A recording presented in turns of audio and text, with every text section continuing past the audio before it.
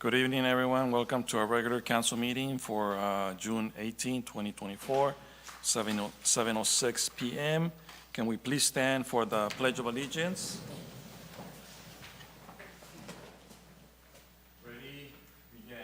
I pledge allegiance to the flag of the United States of America and to the republic for which it stands, one nation, under God, indivisible, with liberty and justice for all. If we can all please remain standing for a moment of silence for our first responders and military members.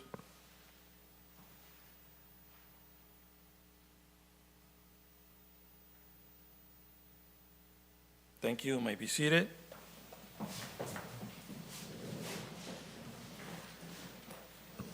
Roll call, please. Roll call. Councilmember Roth?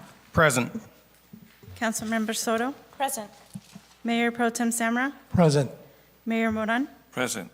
For the record, all council members are in attendance. Thank you. Closed session announcements. No reportable action at this time, Mr. Mayor. Thank you. Council, are there any changes to the agenda? Seeing none. Moving forward, next we have citizen comments. This section of the agenda allows members of the public to address the City Council on any item not on the agenda. Members of the public, when recognized by the mayor, should come forward to the lectern and identify themselves. Comments are normally limited to 3 minutes. In accordance with state open meeting laws, no action will be taken by the City Council this evening. Is there any citizen comments on the phone to regards to any items not on the agenda? Hearing none, is there any citizen comments in the chamber in regards to any items not on the agenda? Hearing none, bringing it back to the dais, so there's no citizen comments at this time. Next, we have announcements and reports. Do we have any city staff announcements and reports at this time? None tonight, Mayor. Thank you. Any city manager announcements and reports? Nothing on my side tonight, Mayor. Thank you. Thank you. Next, we have city council members' announcements and reports. Councilmember Roth? Nothing to report tonight, Mr. Mayor. Thank you. Councilmember Soto? Last week's Cal Cities meeting was canceled. LAFCO will be on this 20th coming up. We have continued to work with the Livingston 4th of July committee on the upcoming event. We do hope that the city of Livingston, as well as the departments, including recreation, and our council as well, supports this event by helping us to promote the event, the sales of tickets. Again, as the council that approved such a budget, we want to make sure that we're also supporting the efforts that the committee and individual volunteers have been putting towards this event to make it successful and to provide our residents and surrounding communities with a first-time event coming back after COVID. So we will be meeting again on the event, so hopefully we generate some more ticket sales to the city hall so that our community has fun and welcomes this event back.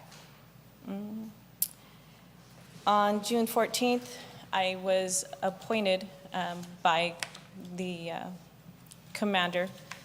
You don't argue with the commander of the VFW Hall. If he appoints you to be the representative body of the city of Livingston, which I am, but I was not there on the behalf of the city. I was there as a member of the auxiliary. But I did represent the city in our ceremonial retirement of our American flags and all other military and recognized flags that are given to us for retirement. I've also attended several other events within Merced County, but outside of my capacity as a city council member. Upcoming events, there will be an event at Riverdance Organic Farms on June 29th. It is called You Are Not Alone. We held our first event about 3 weeks ago in the city of Modesto. It is a home that has been founded for single mothers and pregnant women. We are seeking donations of clothing and just support. So there will be a second event, which will be outside of Livingston, just outside Livingston Cressy Way, Riverdance Organic Farms on June 29th. And then again, it's called, I'll be posting a flyer up possibly later this evening. That's about it. Thank you. Thank you. Mayor Pro Tem? Thank you, Mr. Mayor. Just today, prior to our closed session, I had my monthly mosquito abatement meeting, and it was reported that Merced County has its first case of West Nile virus, and we're just encouraging everybody to please look around your properties, wherever, any standing water, please dump it out. If you see some mosquitoes, give mosquito abatement a call. They'll come out and take care of it for you. That's it. Thank you, Mr. Mayor.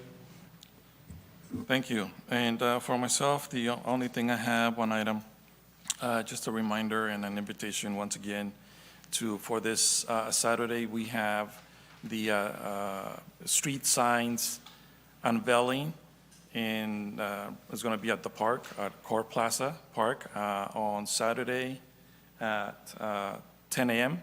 So arrive early because it's going to be, it looks to be that it's going to be warm.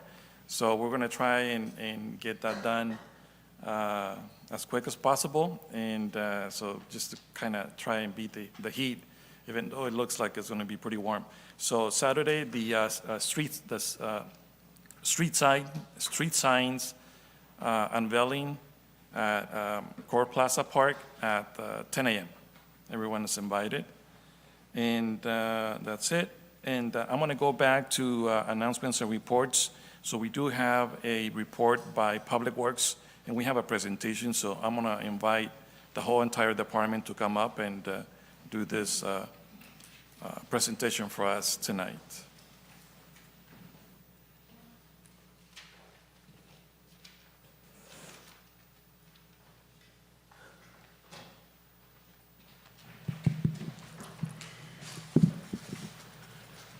Good evening, Mayor, council members, member of the public, Anthony Chavarria, Public Works.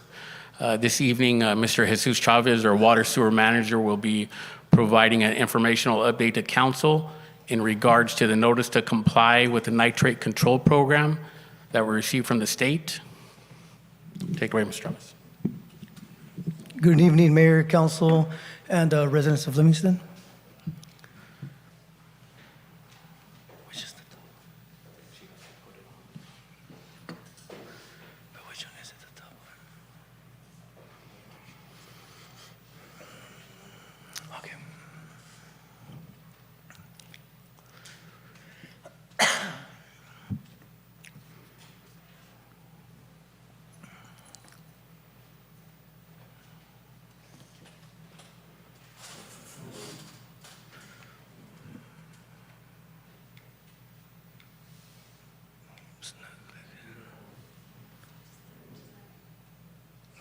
Good. Okay, so today I'm going to be discussing the nitrate with the Valley Water Collaborative. The agenda, we now have 5 items on the agenda today. The Central Valley Regional Water Quality Control Board send out nitrate control program notice to comply. 2, nitrate control program priority 1 and priority 2 basins. 3, the background of the organization overview. 4, nitrate control program requires to choose between 2 compliance pathways. And also, we're going to be discussing the budget, proposed budget for March 4th, 2024. So a notice to comply letter was sent out to cities. outlining the legal requirements that must be followed. The regional board issues a notice to comply to inform a permittee of their legal responsibilities regarding the nitrate control program and how they should fulfill them. The Central Valley Regional Water Control Board sent out over 900 notices to comply to program permittees in Priority 2 areas, and the City of Livingston falls in the Priority 2 area. So Nitrate Control Program Priority 1 and Priority 2. The Nitrate Control Program occurs in a priority-based stages, basin plan identified Priority 1, Priority 2, and non-prioritized basins based on the estimated nitrate water quality impacts. Priority 1 areas had the highest nitrate concentrations, so efforts began there first in 2020. The City of Livingston is Priority 2 groundwater basins, subbasins. Others include Delta Mendota, Eastern San Joaquin, Kern County West, Madera, Merced, Tulare Lake, and Yolo. In December 2023, the regional board sent out notices to comply to over 900 permittees operating in the Priority 2 basins. Permittees have 14 months to select their pathway and file a notice of intent.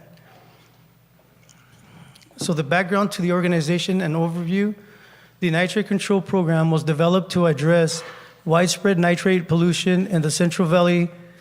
Nitrate in drinking water can reduce the blood's ability to carry oxygen, which can result in brain damage or death. Infants and pregnant women are the most at risk of nitrate toxicity. Nitrate is a risk when it is above 10 parts per billion, 10 parts per million of nitrogen, which is the primary maximum contaminant level.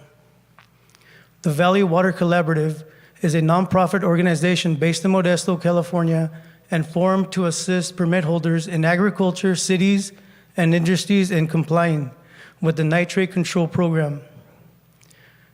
Adopted in Regional Water Quality Control Board. The VWC was established on July 7th, 2020, and initially encompassed the Modesto and Turlock groundwater basins or management zones. Efforts underway now to integrate the East San Joaquin, Delta Mendota, and Merced management zones into the VWC. The VWC is not a regulatory entity. It is a nonprofit organization formed by administer multiple management zones in coordinated efforts to administer and implement the Nitrate Control Program. To date, these efforts have included coordinated reporting to the Water Board and management zone activities to fulfill requirements of the NCP, promoting free well testing and replacement water for nitrate exceedance in private wells, pursuing state grants, and other programs to fulfill its mission. So the VWC organizational structure. The VWC is managed by a 12-member board of directors representing 5 industry sectors: the irrigated agriculture, dairies, poultry facilities, cities and municipalities, wineries, and food processors. Each of the 5 management zones have an advisory committee made up of board members and permit holders in each basin. Administration of the VWC is managed by executive director and staff. So there's a cost sharing with this. As shown in the chart, the VWC, the Valley Water Collaborative, is governed by a board of directors, basin-specific advisory committees, provided input to the board on an annual budgets and other business matters. The annual VWC budget specific expenses are cost shared among all 5 groundwater basins participating in the VWC, including Modesto, Turlock, beginning in 2025, Merced, Delta Mendota, and East San Joaquin Basin. Specific expenses are accrued to individual budgets. The most significant budget item for 2024 for the new basins in preparation of the preliminary management zone proposal due to the Regional Water Board in December of 2024. This report will be prepared by the Valley Water Collaborative existing consulting firms, GEI Consultants, and Lerdoff and Skelmanini Consulting Engineers. So we have zone-specific committees.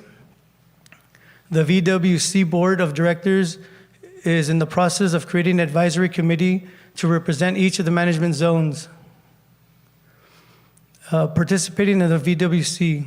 It is anticipated that these committees will be formed and adopted by the board no later than August of 2024. Participants, permit holders located in each management zone will select and recommend persons to be on each advisory committee, with final approval of the VWC Board of Directors. The zone committees have the following responsibilities. With the assistance of the VWC staff, create a basin-specific budget that is integrated info, overall, and VWC administrative annual budget. Provide localized input, board discussion and decisions, facilitate local community outreach, assist in implementing plans, activities to comply with nitrate control program. Terms for serving the advisory committee are 1 year, and there are no limits to the number of terms a member can serve. So the nitrate control requires to choose between two compliance pathways. So the city of Livingston either has to choose between pathway A or pathway B. So new individuals for pathway A, new individual permitting options, the board will set more stringent nitrate requirements in your permit to ensure that nitrate impacts will not cause a problem for drinking water users. Pathway B, form or join a local management zone with other permittees.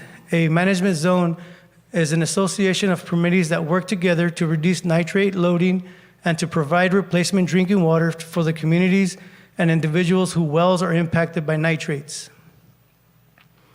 So making a choice and begin meeting with program requirements.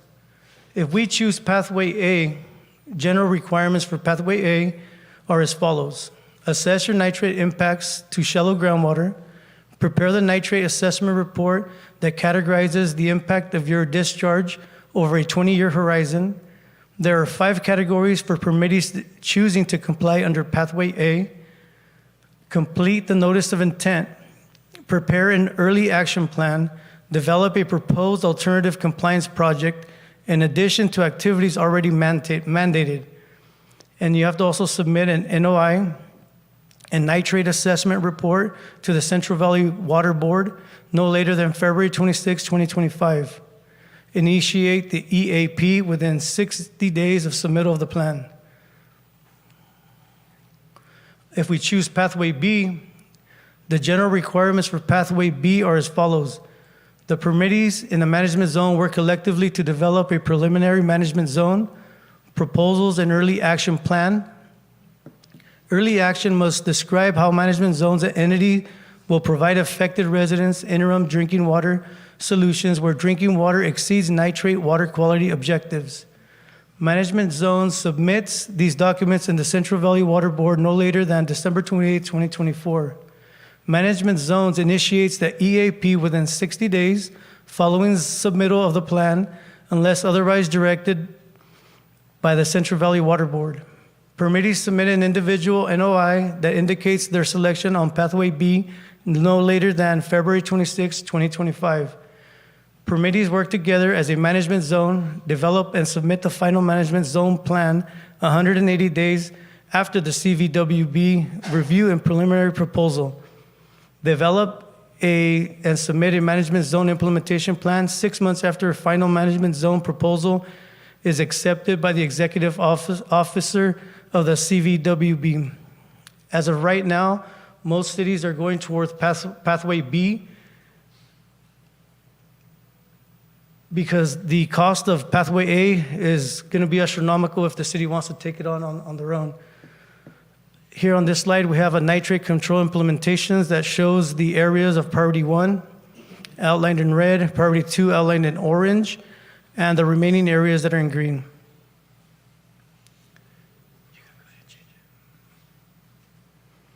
So there's a cost-sharing approach. So the budget for March 4th, 2024, and this is just a preliminary budget. It's not a set-in-stone budget. It could change depending on how many cities are in our collaborative group and things of that sort. So the annual VWC budget specific expenses are cost shared among all 5 groundwater basins participating in the VWC, including Modesto, Turlock, Merced, Delta, Mendota, and Eastern San Joaquin. Basin-specific expenses are accrued to individual budgets. Total expenses and reserves are $223,688.06. The city of Livingston is tentatively responsible for the part of 7% total expenses and reserves, which equals to about $15,658.16. The city of Livingston can also possibly share costs with Franklin, LeGrand, Planada, Merced, and Sandy Mush. So the more people are in our group, less money we pay. Staff will also be bringing forward a staff report and resolution asking the city council for direction to choose between pathway A or pathway B. Here's a cost-sharing draft that shows the total of $223,688.06, and then it goes broken up into percentages with irrigated ag at 62% of the cost, dairy at 17% of the cost, the POTWs or cities are 7%, and poultry is about 1%, wine food is about 13%. So right now, we have about maybe 5 cities that are going through pathway B. So the more cities that we could get on board, the less money that we have to pay as a city. And if there's any questions, I'd be happy to answer them. Council, any questions? Mayor Pro Tem? Yeah, you kind of went too fast, and I just got a few questions. I'm familiar with nitrates. Okay. I have a reef tank, and I deal with it all the time. A fish tank at home, so I can't use city water because I'll lose all my fish. So based on all this is explained. I'm kind of having trouble understanding. This is this gonna help us prepare reports, or what is it gonna do? We're not actually doing any.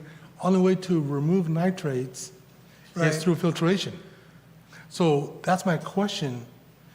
What are we getting from this? So to remove nitrates, we actually have to use tertiary. No, but what I'm asking is, what are we getting out of that? I mean, the only way to remove the nitrates is through some sort of filtration. I get that. Right, so the cost-sharing component of this, the city gets out of it is they work collaboratively with the other individuals, and they cost share, and that cost share, they're creating, the expense there is to create the early action plan, the reporting requirements, the education components, the free well testing, the providing of drinking water on contaminated wells. So that cost share is included in that, all that. Yeah, okay, and Anthony or whoever wants to answer, nitrates, as I remember, are usually more of a shallow wells than deeper wells. And I should know this, but I don't, there's too much to know sometimes. Just how many of our wells do show up nitrates the way it is right now? I know I've seen reports, but I don't remember top of my head right now. So right now, our wells are okay within the nitrate levels. We're not exceeding anything. It's mostly for our wastewater plant that discharges. But we do have 2 wells that have small amounts of nitrate on there. And when a well has a certain amount of nitrate present in the well, the state requires mandatory equipment to be installed on these wells. If they hit a certain number, they shut off. But they're below the MCL. Yeah, so, but right now, I understand we still have to do this, but right now, our wells are still in compliance with nitrates, correct? That's correct. Correct. That's what I want to understand, just to make sure. Okay, thank you. No, correct. Council, are there any other questions before I go out for public comments?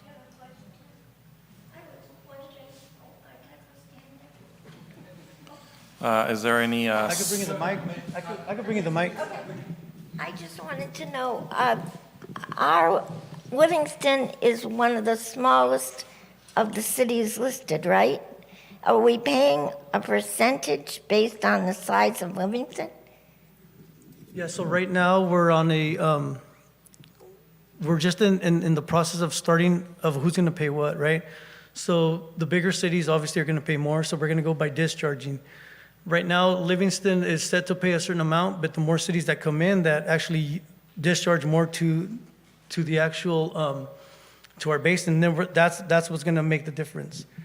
So to answer your question is that we're probably going to pay less than anybody else, but still it's in negotiation. Okay, so Yeah. you won't know We won't how much when? Yeah, we don't know Okay. exactly when. Thank you. Is there any other questions in the chamber? Any questions in regards to the report? I have a question. You can come up, please. Renee Mendonça. I have a question. And if, once we choose our path, and path B seems to be the most beneficial because of the cost sharing and that, is that an annual fee? Is it continually every year? If something isn't working, can you get out of that agreement? How does that work? That's still being worked out by the committee on how much the actual annual fee will be. But I believe, yes, you can remove, the entity can remove themselves from the organization, but upon removing itself from the water collaborative, then they would have to Go to Plan A? go to Plan A. And Plan A is, just to provide a little bit more information, a little more context there, is that the state can require and will require requirements, stricter requirements in our WDR, which is our water discharge requirements for the wastewater treatment plant. And that may include the addition of building tertiary treatment to further remove the nitrate component, which is millions of dollars. It's pretty expensive. So if you do decide to go with Plan A, you're telling me you're under a little more scrutiny because, okay. Thank you, that answers my question. Thank you. Is there any other questions or comments in the chamber in regards to this item? So at this time, I will go out for public comment with people on the phone. Is there anyone on the phone that has a question or comment in regards to this item, presentation? Seeing none, bringing it back to the dais. Council, bringing it back to the dais at 7:33. Council, is there any other questions, comments? What is the projected date for you guys to bring this back to council? Do you guys have a date or not? Or I'm just wondering, because We are looking at bringing this back to council, probably 2 more council meetings for direction. We want to try to get some direction from council pretty quick, because they're choosing the committee members right now to serve on the advisory committee. And right now, Mr. Chavez is on the committee, but they're wanting the cities to affirm that the city is going to go with Pathway B. And when you're on the advisory committee early on, you have a voice. The city has a voice. We have representation. We can lobby, and because right now there's another entity there that thinks they shouldn't pay a certain percentage. So if we have a member on an advisory committee early on, we give Livingston a voice, and we could lobby for those negotiations as well. Yeah, so right now it's the city of Livingston and the city of Merced on the same team. And then just a question for the group. We're not asking for the formal direction tonight. This is just getting it on the council's radar because there will be a subsequent item in the future, but we didn't want to just spring it onto you that night. So we wanted to set the stage tonight so that you all can think about it and then provide formal direction at a subsequent meeting. Does this group already have like a website, or do they have like information, a website that contains more detailed information maybe residents can visit, or if you guys can provide that? I'm not sure if there's one, and if there's one, can you provide it to the council? Then council can try and, provide it to. You know what, there is a website, I just don't have the website address. I could provide it at a later council meeting, or just, update you with it. or just email it to the council, and then council can try and put it out, and. Okay. All right. Council, any other questions? Good. All right. Thank you for the information. Good. Thank you. Good presentation. Thanks. Thank you. Okay, next we have consent agenda. Items in the consent calendar are considered routine and non-controversial and will be enacted by one vote unless separate action is requested by a member of the public, the city manager, or city council member. There will be no separate discussion of these items unless members of the public, city council, or city manager request that specific items be removed. Public comment on consent agenda items shall be limited to 3 minutes per person, regardless of the number of items contained within the consent agenda. So we only have one item, which is the check warrants in the consent agenda. So I'm wondering if there are any questions before I go out for public comment. Okay, so at this time, I will go out for public comment at 7:37. Is there any public comment on the phone in regards to the consent agenda item? Anyone on the phone? Hearing none. Is there any public comment in the chamber in regards to the one consent agenda item? Seeing none, bringing it back to the dais at 7:37. Council? Motion to approve? So we have a motion on the floor by Mayor Pro Tem. Is there a second? I'll second it. Second by Councilmember Roth. Roll call, please. Roll call. Councilmember Roth? Yes. Councilmember Soto? Yes. Mayor Pro Tem Samra? Yes. Mayor Moran? Yes. Motion approved by a vote of 4-0. Thank you. Next, we have public hearings. We have two different items. One, item number 2, consideration of a resolution amending and/or approving the engineer's report for the Livingston Benefit Assessment Districts and levy and collection of annual assessments within such districts for fiscal year 2024-2025, and confirming diagrams and assessments pursuant to the Benefit Assessment of 1982 and as provided by Article X111D of the California Constitution. Staff recommendation to approve resolution.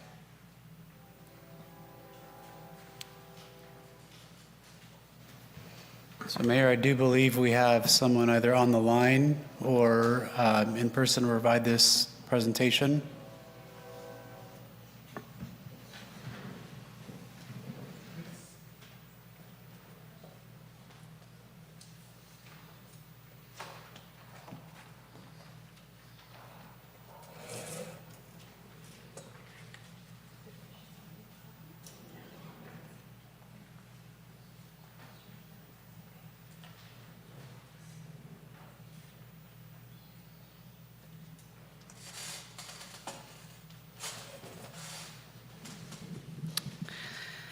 Good evening, City Council, city staff, and members of the public.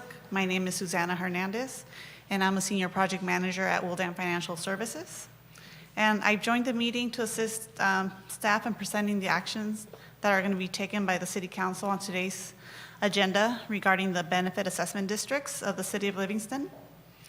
The city did previously approve the formation of the districts, along with the methodology applying an assessment to properties within the districts. The City of Livingston does annually levy and collect special assessments in order to maintain, service, and operate the improvements within the city's 18 districts of benefit.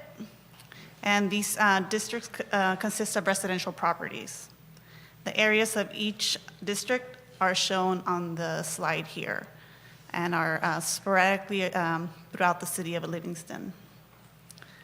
Staff worked with Wildan Financial Services to assist in the preparation of the annual engineer's report, and the items discussed today are included in detail in such engineer's report.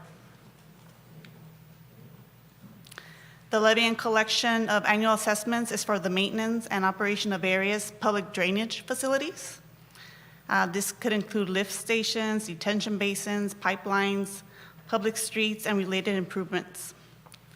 Maintenance and servicing and operation may also include cleaning retention basins, replacing pumps and motors, replacing damages together with costs to monitor water quality and compliance with state and regional water quality regulations. The fiscal year 24-25 budget consists of personnel costs of approximately $76,000, operation and maintenance direct costs of $89,000, administration costs of $26,000, and with the application of reserve funds of approximately $13,000, we arrive at a total levy to be placed on the property tax bills of $205,000. 14 of the 18 districts do allow for an annual CPI increase that was successfully balloted at formation. The increase is 3.67%, and the remaining 4 districts don't have an annual increase, and so the annual range of assessment is between $17 and $146 per residential unit. On May 21, 2024, the City Council adopted resolutions initiating the proceedings, declaring the intent to levy, preliminarily approving the engineer's report, and setting the time and date of the public hearing. And so today is the public hearing, and this action requests the City Council to approve to open the public hearing to receive public testimony. And there is one resolution before Council this evening to approve the levy and collection of assessments for the City of Livingston Drainage Benefit Assessment Districts. And upon the conclusion of the public hearing, City staff recommends that the Council adopt the resolution approving the engineer's report and setting the annual levy of assessments for fiscal year 24-25. And I'm here to answer any questions City Council may have. Council, are there any questions? I do have a question, but I'll go out for public comment and then I'll come back. Is there any public comment on the phone in regards to this item or this presentation? Hearing none, coming back into the chamber, is there any questions, comments in the chamber? Seeing none, bringing it back to the dais at 7:43. So I think I already have the answer to the question, but I think it's also just for clarification and then for the future. So you also mentioned in your presentation that some of this, or the districts that we are looking to collect or to assess a collection of funds, it's from districts that were balloted at formation. And I also noticed that not all the districts have were agreed on when they were balloted at formation, right? 14 of the districts have a CPI increase each year that was approved. The first 4 ones went out to ballot without the question of whether a CPI can be applied. So those being the first ones, a lot of times that happens. So the levy on those doesn't increase. Okay, so it stays the same, and that's Stays the same. those are the ones that are possibly at 17 something. Yeah, possibly. Yeah. I have They're different the ones. first 4. No, they range. The first 4, like, it all depends on the budget for each zone. Depending on the budget and the budgetary needs, the amount is divided by the residential units in each zone to come up with an amount per residential unit. So, and just also for my knowledge and also for the residents' knowledge, so for those districts that their amounts don't change, what happens when there are additional costs in those districts to maintain them? Where does those funds come from? You could either try to reduce the costs that are within those areas, or the city can opt to contribute towards those costs from the general fund. Okay. It's at the city's discretion. So, I mean, those costs have to be covered from somewhere, and more than likely, the way it's established, the only way that they can be covered are from the general fund. Yes. right? Okay. Is there any way that that could be changed? So normally when they're balloted, they cannot be balloted again, right? They could be correct? balloted again. They could? It would require some public outreach, some community meetings for education purposes. And we could go out to ballot again. It's called Prop 218 balloting. So it's normally if there's people in the district, they want more amenities or more things, then they say, well, it's gonna cost, but we need to, To ballot. ballot it. Okay, so And just, it would require good. 51% approval. yeah, I, like I said, it's just some questions that I had and, just for clarification. Perfect. Council, are there any other questions? Good. All right. So we have to go out for approval? Or, yes.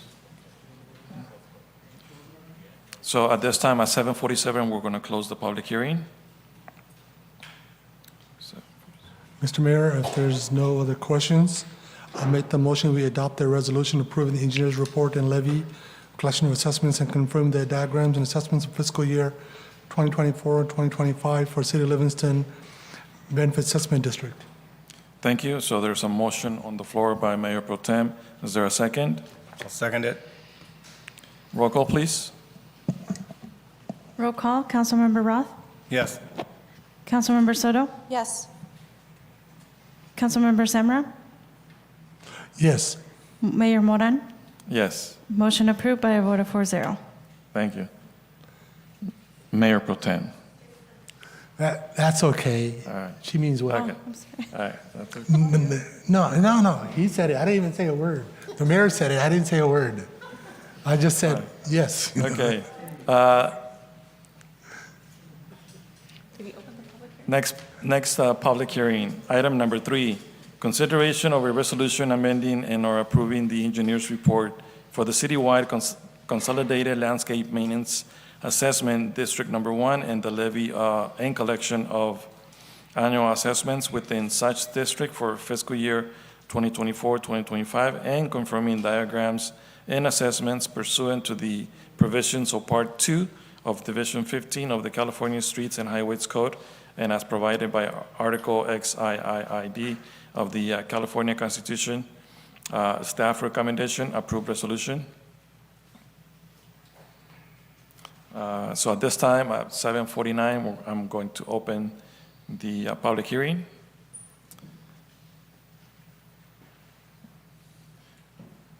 Okay. Do we have? So similarly to the drainage benefit assessment districts, this is a landscaping maintenance assessment district. And along with the methodology of applying the assessments to the properties in the districts, the city formed this district pursuant to the 1972 Act. Staff, the City of Livingston annually levies and collects special assessments in order to maintain, service, and operate the improvements within the city's 26 benefit zones. And these zones consist of both residential and commercial properties.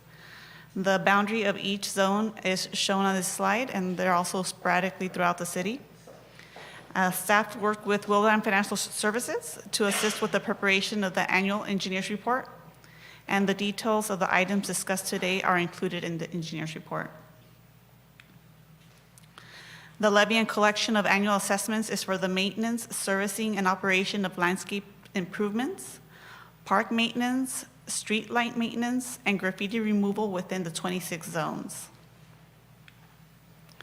The fiscal year 24-25 budget consists of personnel costs of approximately $654,000, operation and maintenance direct costs of $474,000, administration costs of $49,000, and with the application of reserve funds, we arrive at a total levy to be placed on the property tax bills of approximately $790,000. Of the 26 zones, 14 were balloted with a CPI increase escalator. The increase is also 3.67%. The remaining 12 benefit zones don't have an annual increase. and the range of assessments is between $12 and $105 per equivalent dwelling unit. One equivalent dwelling unit is one residential property. Commercial properties that are developed are 6 equivalent dwelling units per acre. I have a question. I think you mentioned the last bullet point, range of assessments from $12 to $1,000. You said 105? Is it 1,005? 1,005, I'm Right? sorry. Okay, just for clarification. Thank you. Good catch, thank you so much. And that 1,005 is not a residential property. It could be a commercial property because it's 6 EDUs per acre on commercial property, just to clarify that. And on May 21st, 2024, the City Council adopted resolutions initiating the proceedings, declaring intent to levy, preliminarily approving the engineer's report, and setting the date and time of the public hearing. Today's a public hearing, and this action requests the City Council to open the public hearing to receive testimony. And there is one resolution before council this evening to approve the levy and collection of assessments for the City of Livingston Landscaping Maintenance Assessment District Number 1. And upon conclusion of the public hearing, the city staff recommends that council adopt the resolution approving the engineer's report and setting the annual levy of assessments for fiscal year 24-25. And I'm happy to answer any questions. Thank you. Council, are there any questions? Hearing none? Go ahead. Mr. Mayor, Yes, go ahead. I just got a quick question. Last year, when this was done, or a year before, what was the percentage then, increased percentage? I don't recall exactly, but last year it was higher because the CPI was higher. It was at between 5 and 7% from what I recall throughout California. Okay, thank It you. went down this year, Yes. ironically. I had a real quick question. On page 20, what is meant by accepted revenue, specifically for the church parcels? I'm sorry? What is meant by accepted revenue, specifically for the church parcels, exempted Oh, exempt. revenue?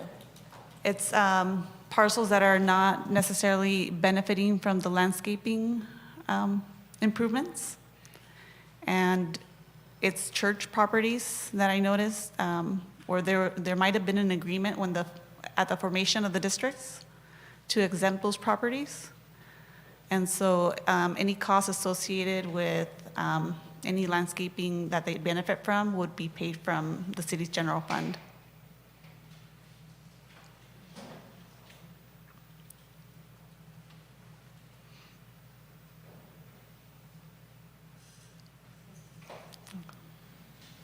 So at this time, 7:54, I will go out for public comment. Is there any citizen comments on the phone in regards to public hearing number 3, item number 3? Hearing none, coming back to the chamber at 7:54. Is there any citizen comments or questions in regards to this presentation, this item? Seeing none, bringing it back to the dais at 7:54. Council? So at this time, are there any more questions? Where would we find that? Well, it's coming out of the general fund, but what kind of a line item was that for paying for the landscaping for the churches? It might show up as a transfer, it might show up in a few different ways. I can follow up with the staff and ask them to itemize what other ones that there might be if that's a request from the council. Sure. Council, are there any other questions? Seeing none, I'm closing the public hearing at 7:55. Are there any motions?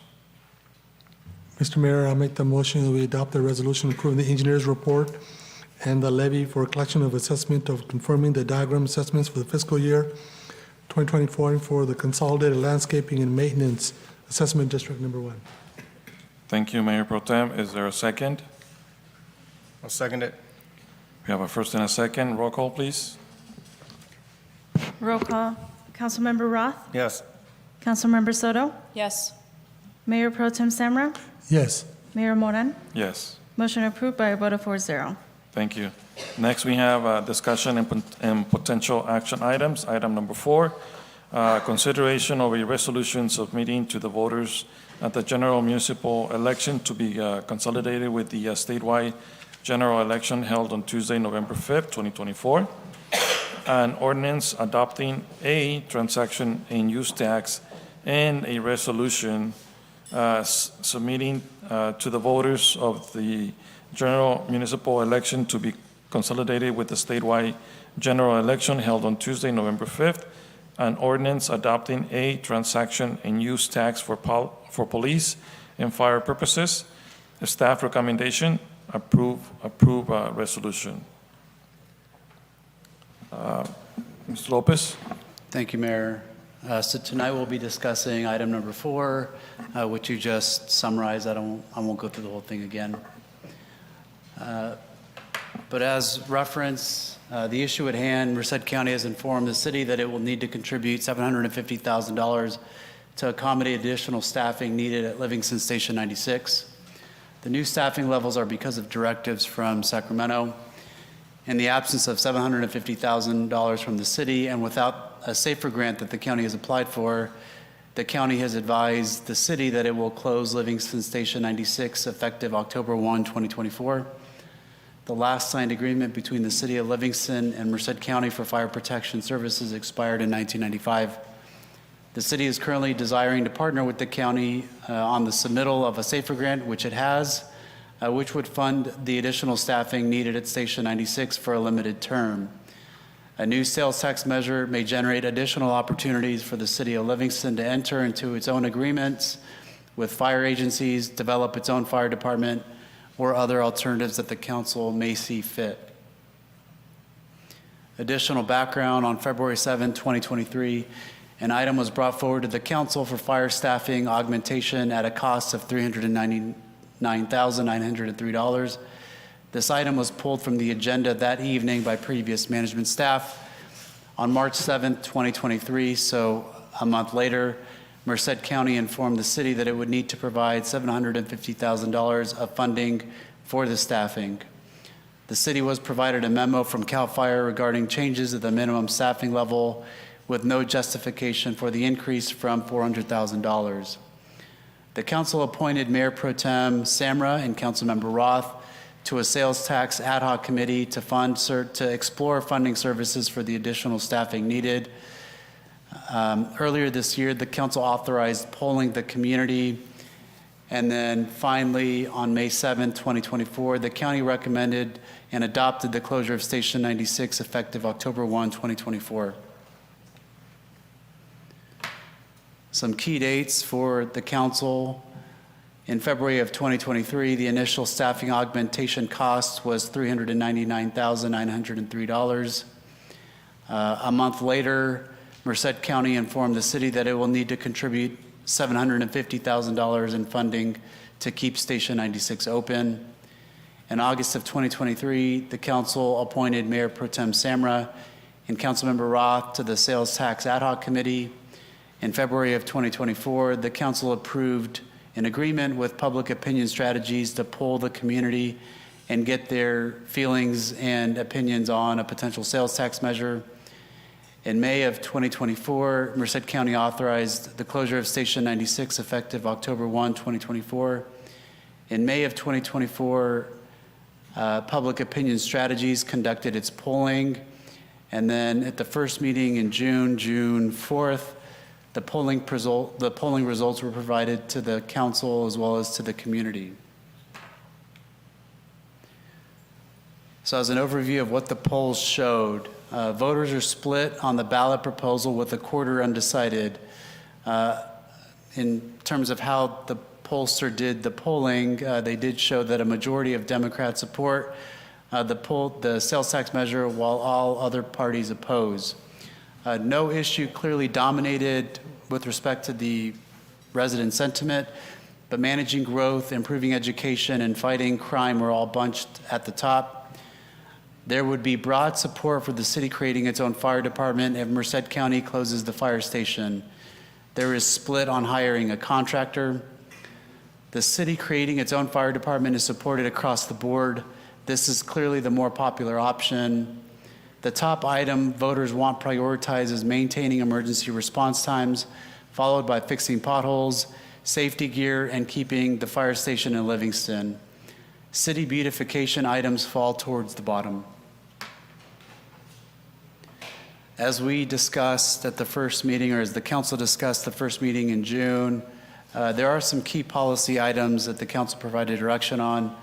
A general tax versus a special tax measure. General tax requires 50% plus one. A special tax does require a supermajority 66.67%. General tax can be used for any lawful purpose in the city. A special tax can only be used on the items that are specifically articulated in a special tax ballot measure. A sunset versus no sunset, so meaning would there be a timeline or a date at which the potential sales tax collection would end. The creation of a citizen oversight committee. Oftentimes in a lot of communities, citizen oversight committees are created to provide feedback, to gather, review revenues and expenditures, and provide recommendations to the mayor and the city council. Audits, so depending on general or special tax, with the general tax, it is audited the same way as general fund revenue. On a special tax, there may be additional levels of scrutiny that could be done on that. In addition to that, to touch on additional levels of review that independent third-party auditors could do, agreed upon procedures review. That is an additional level of review that can be done that clearly articulates criteria that the auditor would be looking at to ensure that revenues and expenditures are being expended, again, in line with the intent, policy, priority of the council.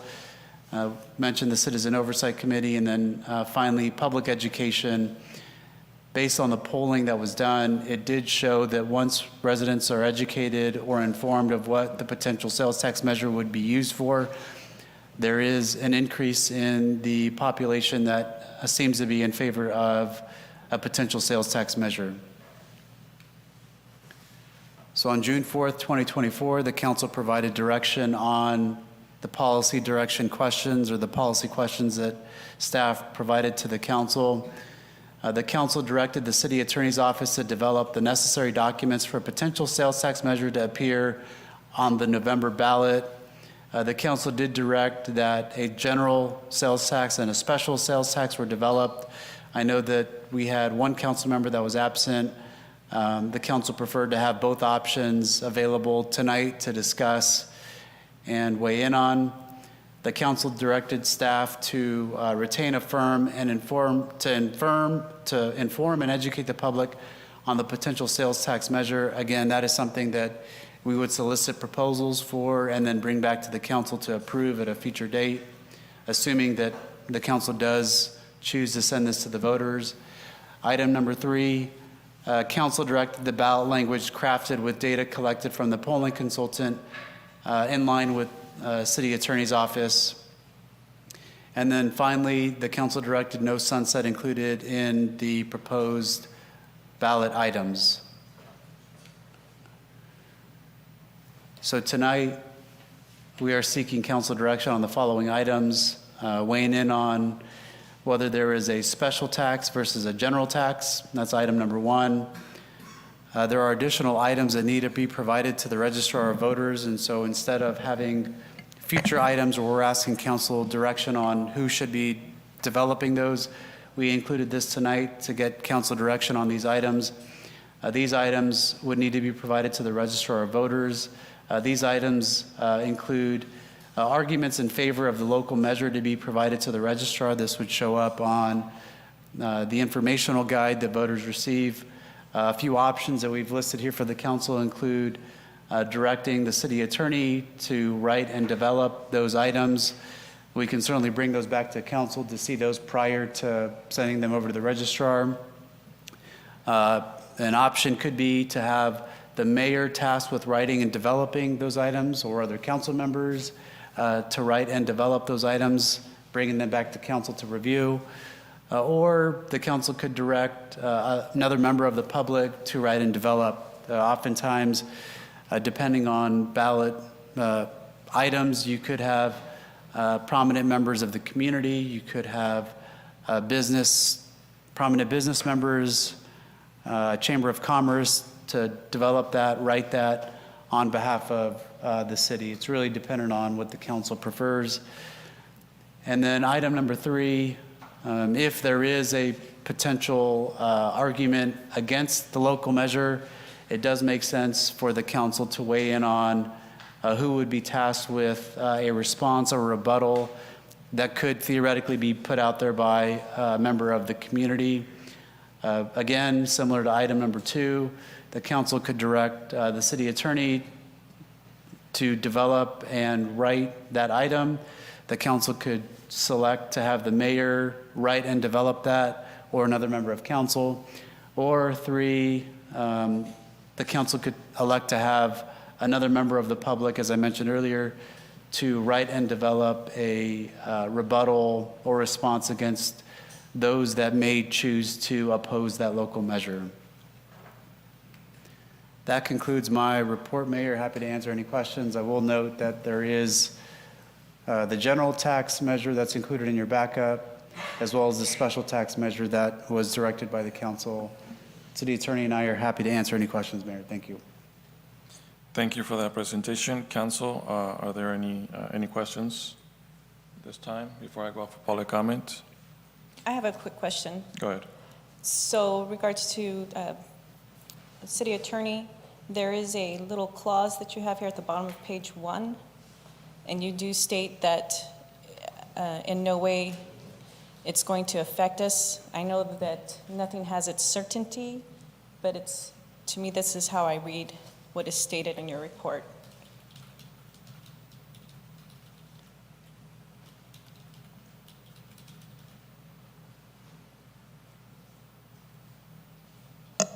Sorry, say that again, I missed it. Bottom of page 1, right here.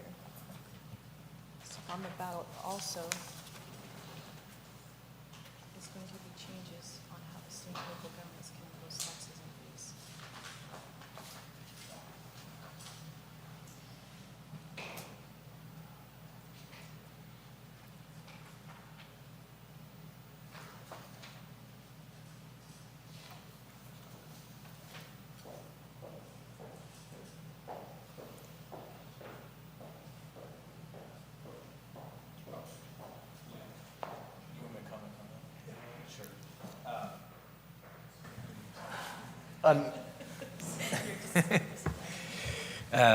Yes, there is a pending ballot measure.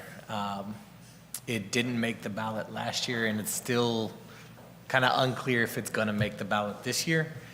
But if it does, it would change the voting requirements, the threshold voting requirements, and it is a retroactive ballot measure.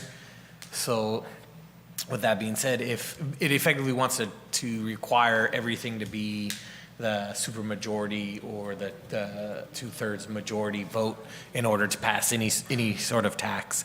So there is the potential that if a general tax measure is sent and even adopted by the voters, that it could be overturned by this measure, and basically it would have to come back and then be categorized as a special tax and meet the 2/3 requirement. Unless, will give a caveat, if it did meet that 2/3 requirement, even as a general tax, then it would likely survive. Yeah.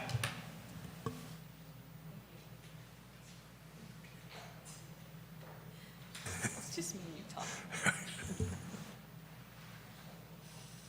Council, is there any other questions at this time? All right, so 8:10, I'm going to go out for public comment. Is there any public comment? Anyone on the phone in regards to this item? Any questions? Hearing none, coming back to the chamber, is there any public comment, questions in regards to this item in the chamber?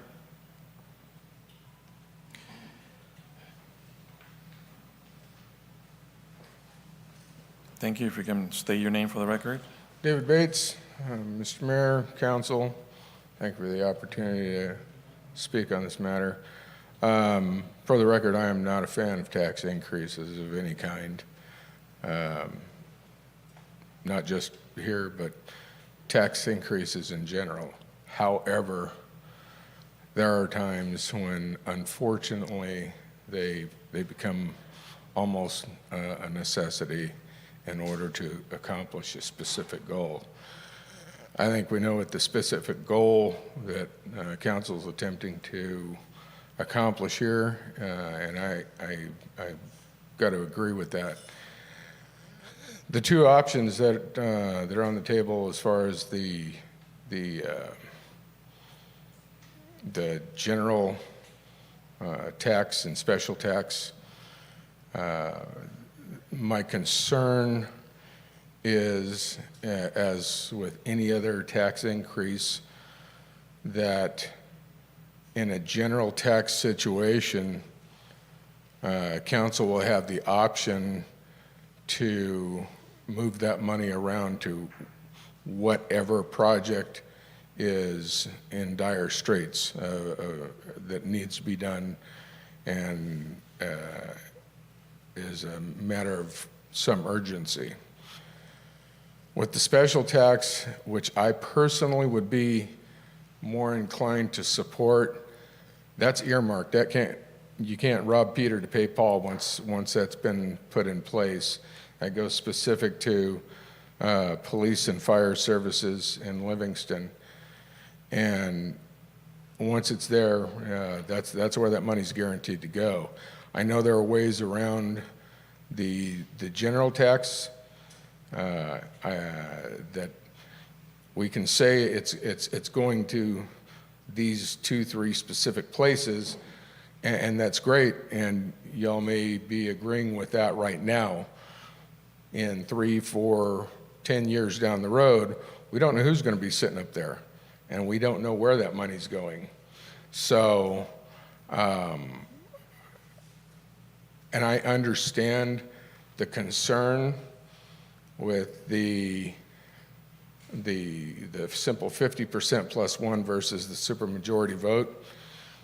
It's tough, but that's where I believe that really getting out and pounding the pavement and getting the information out there, the public education out there on this ballot measure, it would really come in handy. And I think that honestly, if the council is set on making this happen, I believe they can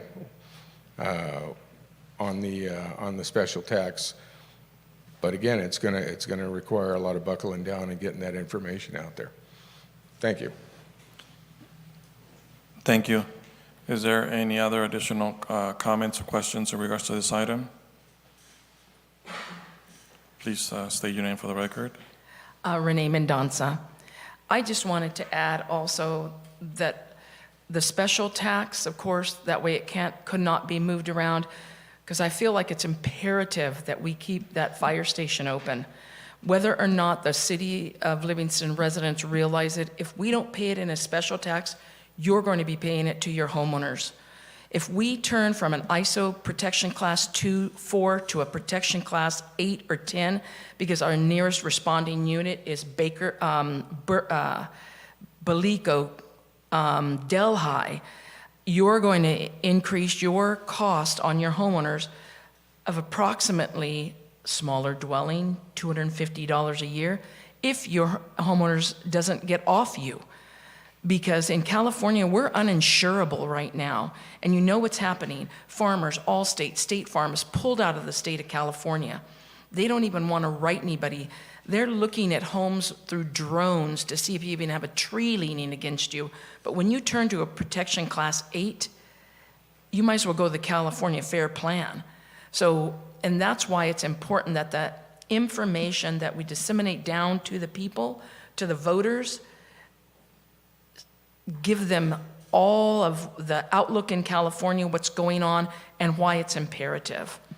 So, and again, we've provided Mr. Lopez with some information. Of course, Whitten, Ireland, Strawman Green, who I work for. If you need anything from the Hales report, the outlook, let us know, because I think it's imperative that that be on that information. Thank you. Thank you. Is there any other public comment? Just come forward. Robert Wallace, Mayor, Council. It's a tough one. From the polling you had done, the public is happy with this council. That was quite evident.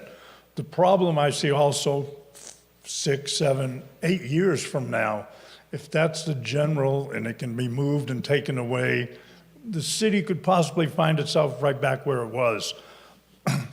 The assessment districts, to get off just a little bit, I don't know how, but my homeowner's insurance, to have my escrow account, they already know what's being built in because they already told me what I have to put in to get. So we're at what, 7.75 tax, you want to raise it 1%, that'll make it to 8.75.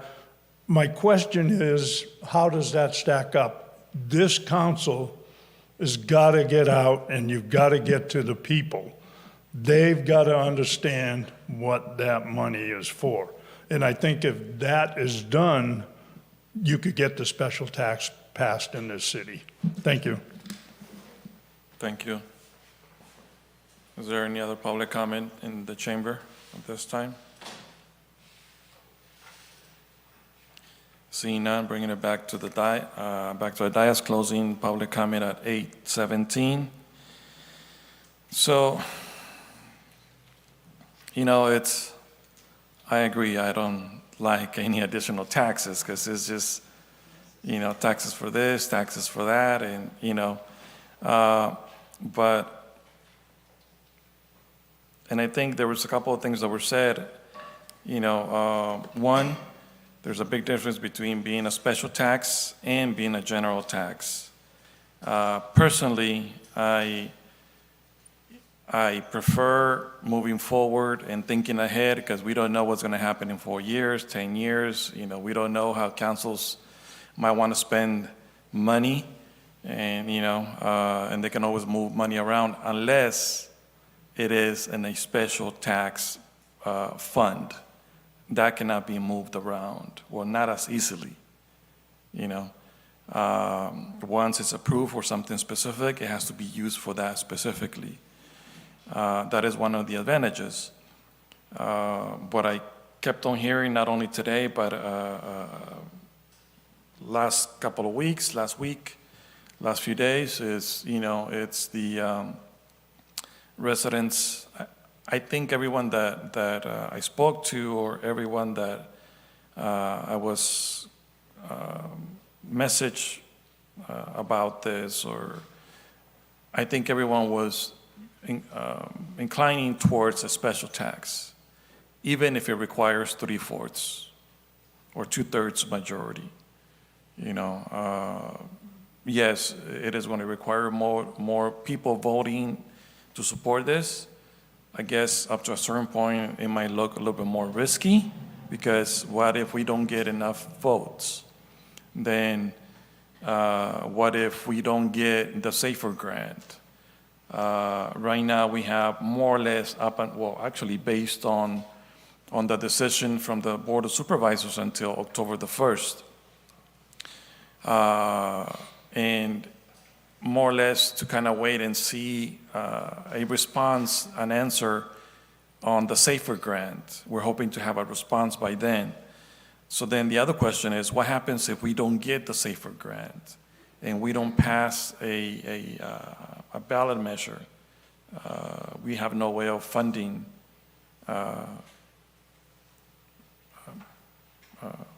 our own fire station, you know, because there's going to be, you know, always when we start something, there's a lot of extra additional expenses. So it is very delicate, you know. It's I think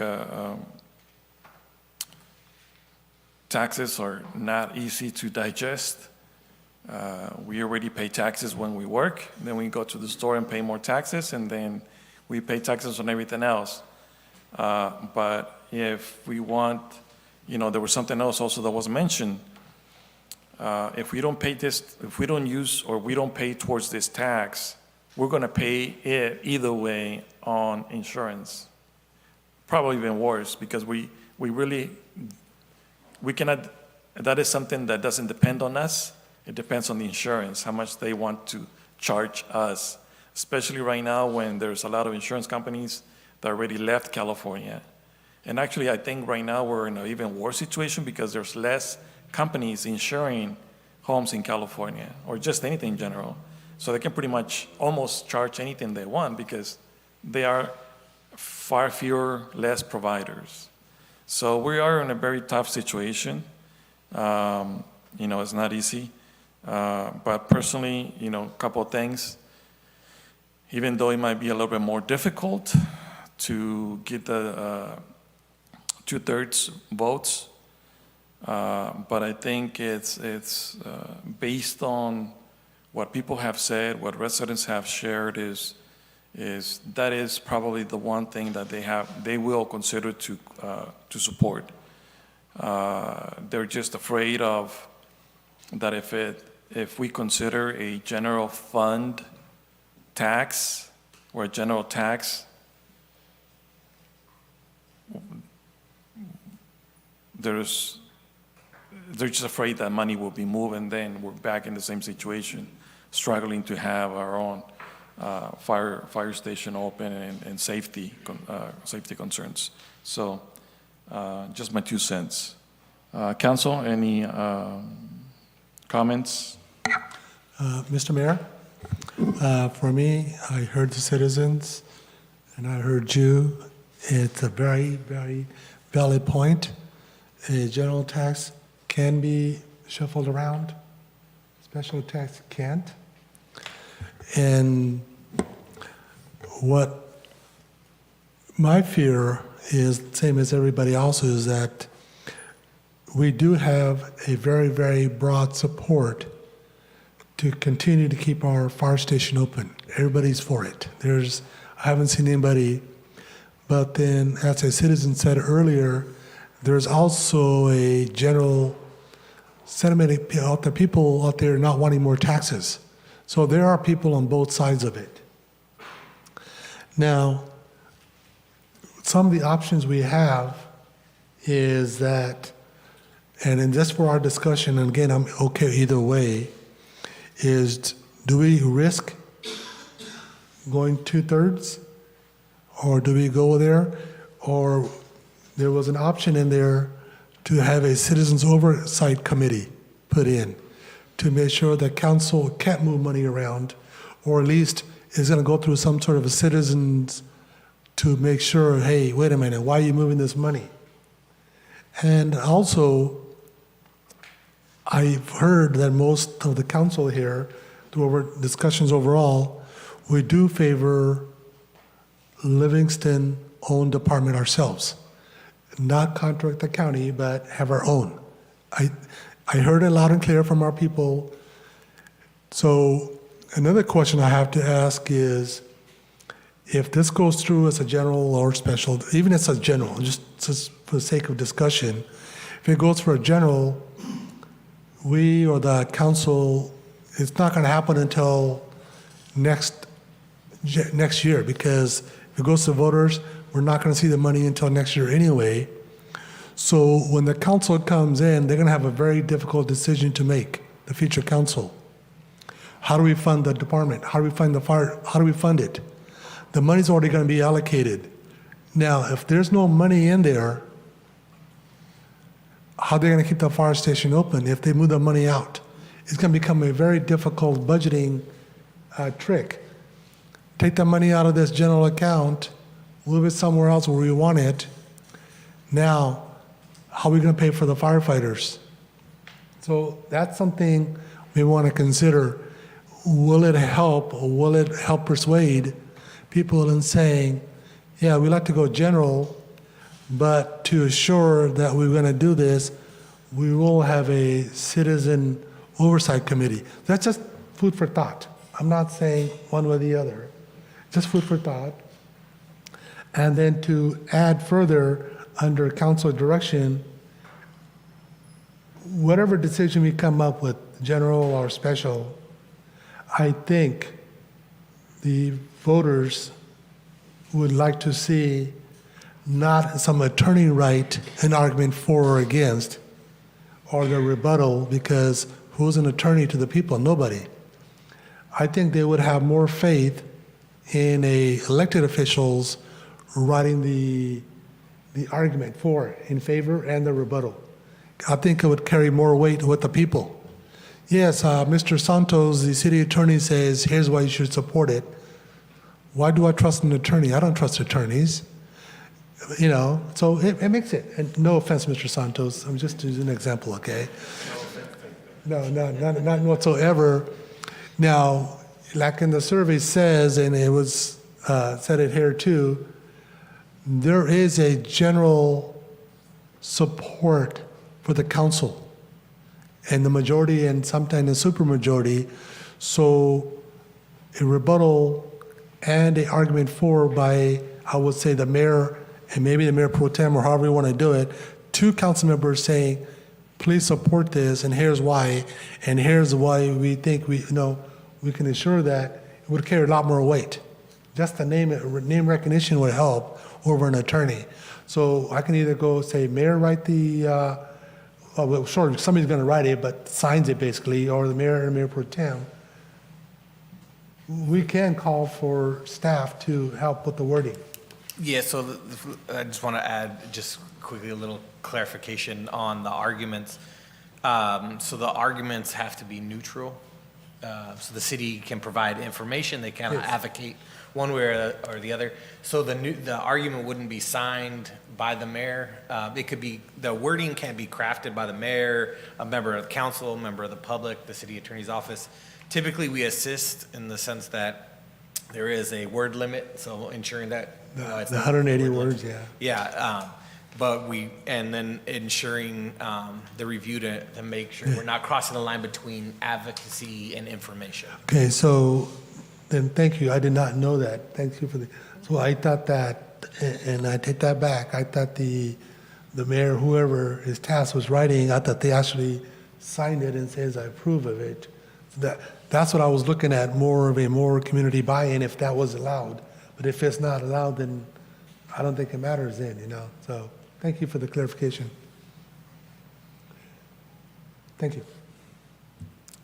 And actually, thank you for asking that question, and thank you for answering that, because that was one of the questions that was, when the presentation came on, is like, either way, we would probably end up going back to legal to make sure that it stayed within boundaries, so either way. So, and I think either way, even if legal was to say, if council said, okay, legal, you're the one that is going to create the language, we could still say, okay, let's take a look at it, make sure it makes sense. And so, honestly, I think it would be more of because I was looking at the time frame, there's a limit of time when we got to do certain things. Probably I was leaning more towards, when I was watching the presentation, towards legal having it create some text, us looking at it, not necessarily having to do another meeting or so, but just to make sure that the text makes sense and, keep it within legal form and stuff like that. So at the end of the day, we ended up still going back to legal, just time, saving time, but. Yeah, but Mr. Mayor, to me, whether we go with general or special, I still think we need to put in there a citizen oversight committee. I think that is very important. It gives comfort to the people that our hard money is going to be where we said it should be going.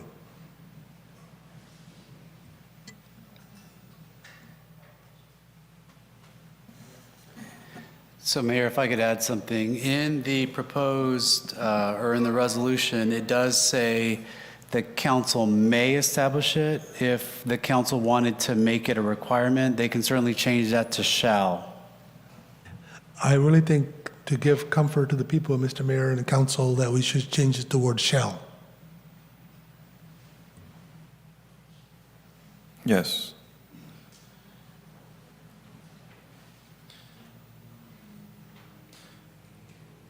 Council, any other comments, questions? Yes, Mr. Mayor. I'm all for safety for this this community, and I've heard the residents speak many times, not just in here and out in the public. I think a special tax would be the best, but I also think the verbiage should be more explanatory on the ballot, and I believe that the community should be involved in that, either ad hoc or, you know, let them know, I mean, so they can explain it their way. So, like David said, who knows, 8 to 10 years when we're not here, you know, what are they going to do if we go with the general? So special is what I think this council should do. So in regards to what has already been stated,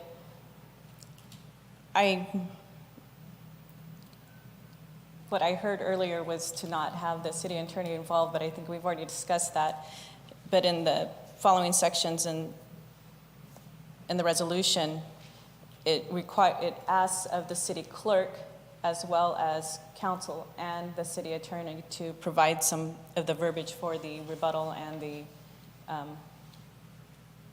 arguments in favor of. So not hiring a firm to do that, outside firm, I think we can best utilize our attorney, because if the people see that we've put that on the attorney and we've already been in favor with the community, as stated before, if they are already trusting that we're going to do the right thing on the dais here in regards to our fire services, then by putting it in the hands of the attorney and having him craft the statements for us, and then, of course, the city clerk is going to have to do their job. Everything falls in line here. The one thing that I want to add to that is that if it's a special tax measure, I don't think it was this slide, it was a previous slide, stating to go out for a firm to go out to the public and explain. I think it best that the words be provided by the city attorney. Then we take those words, have them into the various languages needed. We go out there, we hit the pavement, and we talk to our people, letting them know that this is what was asked of us. This is what we need to do, and here we are. We're going to take this leadership and we're going to go out there, because I said it before that I would be willing to go out there and hit the pavement and talk to the people so that it's better understood, and if it's provided to us in various languages so that we can hit the city in quadrants. Again, the number of voters in Livingston is about 7,000 as of a recent count. We can hit from A to Z, A Street to Zinfandel, between the 4 or perhaps 5 of us, and go talk to the people. We've got up until, these things need to be filed, but by the second week of August 19th, 15th, something. Sorry, I'd have to look back at it, but that's, yeah, everything has to be to. August 12th. Yeah, to the And county. August 19th. So for me, I'd feel comfortable having the attorney, because he's got the verbiage, he's got the legal sense to put these in draft, any writing for us that we almost always approve. So have the attorney get in on this, city clerk's in on this, we're in on this, and then we're hitting the pavement with it. That's how we make that personal. This is personal to all of us.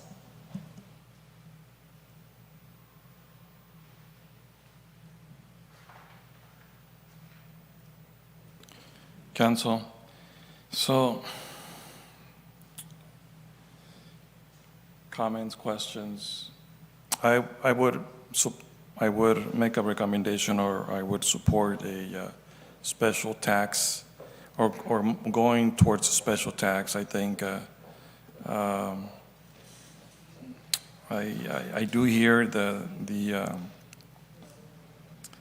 even though having, I think either way we should have an oversight committee, either way. But up to a certain point, the Oversight Committee can raise concerns in the future if this was a general tax. But once again, the council can make whatever decision regardless of an Oversight Committee. And that is always a concern regardless of Oversight Committee or not. I do believe that it's useful and we should have it, but I feel more inclined to a special tax measure on the ballot, personally. But if there are no more questions or comments, I would make the motion to consider a special tax to be added to the next ballot.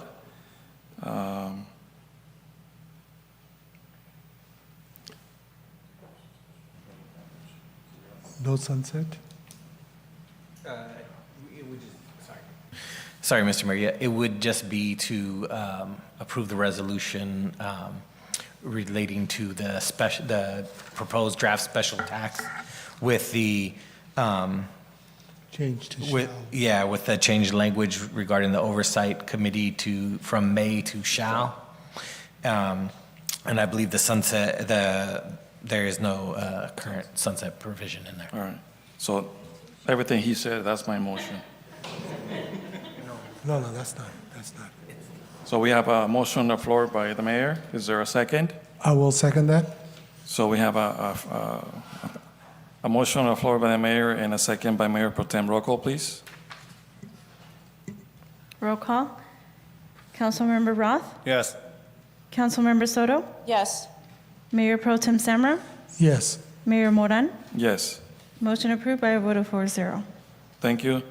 Next item, we have item number 5, consideration of a resolution appointing Japjit Singh as a commissioner of the City of Livingston Planning Commission and appointing Jasnel Singh and Mohinder Kanda as alternates to the City of Livingston Planning Commission. Staff recommendation to approve resolution. Staff, Mr. Gary. Good evening, Mayor and members of the council and members of the audience. Gary Conti, Community Development Director. And I'm excited about this particular agenda item and looking forward to actually have a full team on the Planning Commission. So I'll start and preface with that. First and foremost, for the general public, get an understanding with the Planning Commission. In the terms, Planning Commissioners they serve for a period of 4 years, and if their successors, or I should say their predecessors, have stepped away prior to that term that they were assigned to, they would go ahead and fulfill that term's end responsibilities. And we have, in this particular case, we have the vacancies of 3 members, one of which is the actual planning commissioner, and then we have 2 vacant alternate positions available. The commissioner term would expire they all expire on the 31st of December, but the vacancy for the commissioner would expire in the year 2027, whereas the alternate, we have one also would expire in the year 2027 and one that would expire on the year 2025. We have the staggering thing as far as the appointments to ensure that we just don't have a complete vacation of commissioners in one given year. So we also provides the abilities to have the insight of the operations of the city. So when you have a new appointment, it takes a little bit more time to get familiarized with the city and the operations of the city. So with that, but I also want to preface this evening with regards to the recommendations. On June 4th, City Council approved an amendment to our municipal code to which would allow one member to reside outside the city, but within the school district boundary. That amendment becomes effective on July 5th. So the people that you're seeing in this particular staff report are those who are actually residents of this city. We'll welcome the applications. We'll consider them when that particular code takes effect after June 4th and they become other vacancies in the future. But right now we can only look at residents within our city. So the applicants that we do have and we received are the three members are all residents of our community within the city limits of of the city of Livingston. And, you know, we've been advertising for months on ends in many different fashions of trying to get that. We finally do, as I mentioned, three applicants at this point. We have 3 positions, and so we're asking council to go ahead and take those considerations for you. With respects to the commissioner, staff is recommending that Mr. Upal be appointed to the commissioner, and Mr. Konda appointed as one of the alternates, and as well as Mr. Singh as one of the alternates. So that is before you. Of course, you have the opportunity to interview the prospective applicants, if you will. They are here in the audience. So if you wish to ask them specific questions, I do encourage that if you so desire. You may also elect to reject or affirm the staff's recommendations. So what I'm saying that, you can affirm to the recommendations identified in your staff report, as I mentioned, as individuals to those particular appointments, or you may go ahead and reject that, and then we would go back out to the advertisements. You can reject the entire bunch, so if you so choose, or you can go ahead and shuffle it as you so select to do so. And with that, I'm happy to answer any questions you may have with regards to the Planning Commission appointments and the responsibilities associated with that and their terms. Council, thank you, Gary. You're welcome. Council, are there any questions at this time? Before I go for public comment? Okay, so is there any public comment on the phone in regards to this item? Hearing none, coming back to the chamber at 8:43. Is there any public comment in the chamber in regards to this item? Hearing none, bringing it back to the dais. So, council, what would you like to do? Mr. Condit mentioned all 3 candidates are present. Are there any questions, or do you have a motion?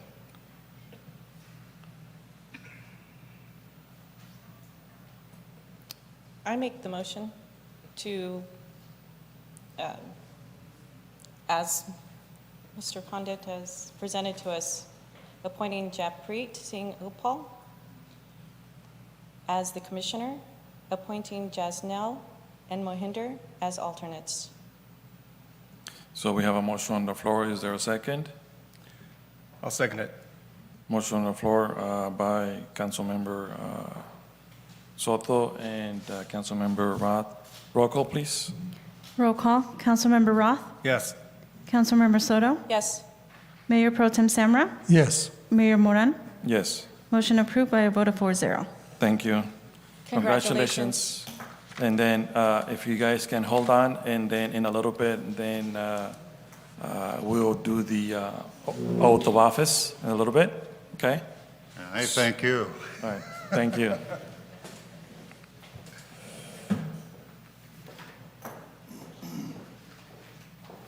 All right, next item, item number 6, consideration of a resolution appointing a member to fill this city council vacancy as a result of Councilmember Jatinder Mann's resignation.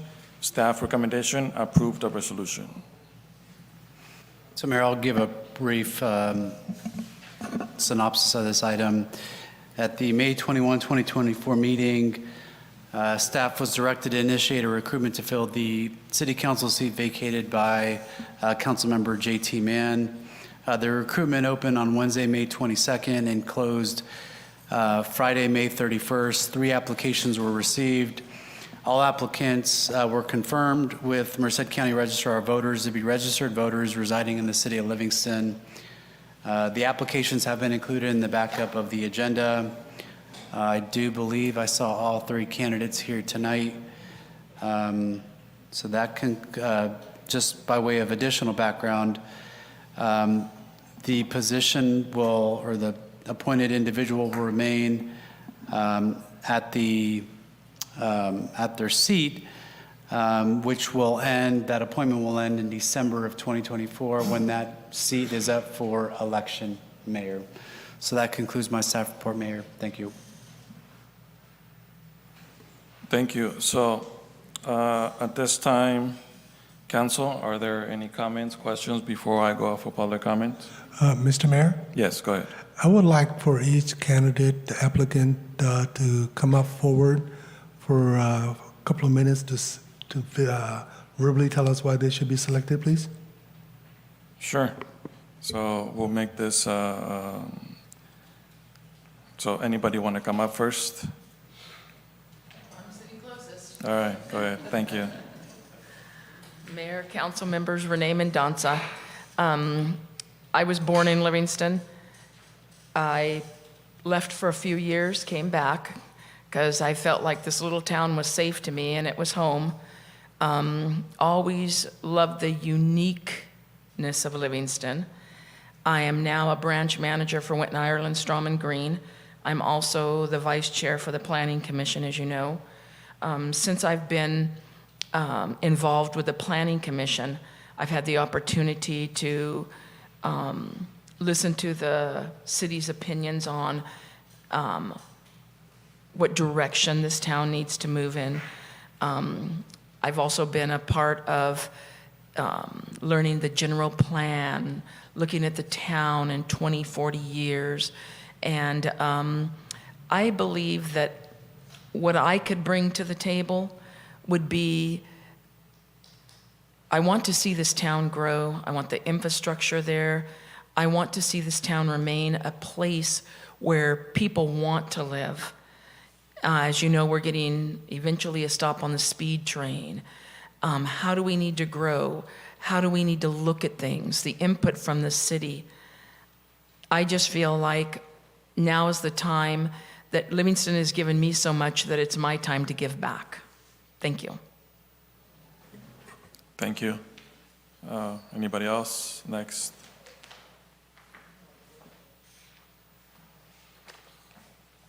Mayor, council, I'm probably the newest member of the city that applied. I moved here in 2010, and my wife and I love Livingston. It's that hometown feeling, don't plan on going anywhere. I got involved in 2011 when my wife got on the ad hoc committee for the stakeholders committee. Oh, even though I wasn't a member, I went along with them, drove her everywhere. We went to all the garbage places. It was quite interesting. Since then, in 2015, I've been on the Planning Commission ever since. I've kept it very transparent. I've known in the past they would cut people off right at 5 under my leadership, and the new chair and vice chair, they've also kept that going. If 20 people show up, 20 people can talk. I've never shut them off. I want to listen to everybody. Some have even came forward with things that had nothing to do with the Planning Commission. The director would take the notes and turn it over to city staff to the appropriate person. And I just felt they felt a little bit more comfortable talking in front of the Planning Commission. I don't know why, but that's just my own feeling. I've been involved with the VFW, and I won't tell you how many years ago I was in the FFA, but I made a nice donation to them last year. I've helped the fire department, city police with Toys for Tots, made a nice donation when the mounted patrol had. So I feel I'm very much informed, even though I'm kind of a newcomer, but it is home. Half the people in this city would not recognize me unless they've been to something in the Planning Commission or something else that had something to do with the city, because I've interacted with all the staff. Since I got up and called the county supervisor stupid, I can't regret it. I said what I thought of him for closing our fire station. But since then, there's so many people come up to me, Rancho, San Miguel, Liberty. It just said, oh, you're that guy that called the supervisor stupid. And it's like, yes, I am. And I firmly believe in that. I think they acted stupid, but that's just my opinion. But I think I bring that outsider's look as a newcomer.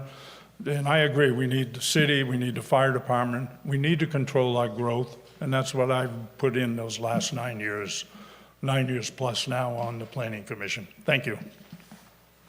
Thank you. Next.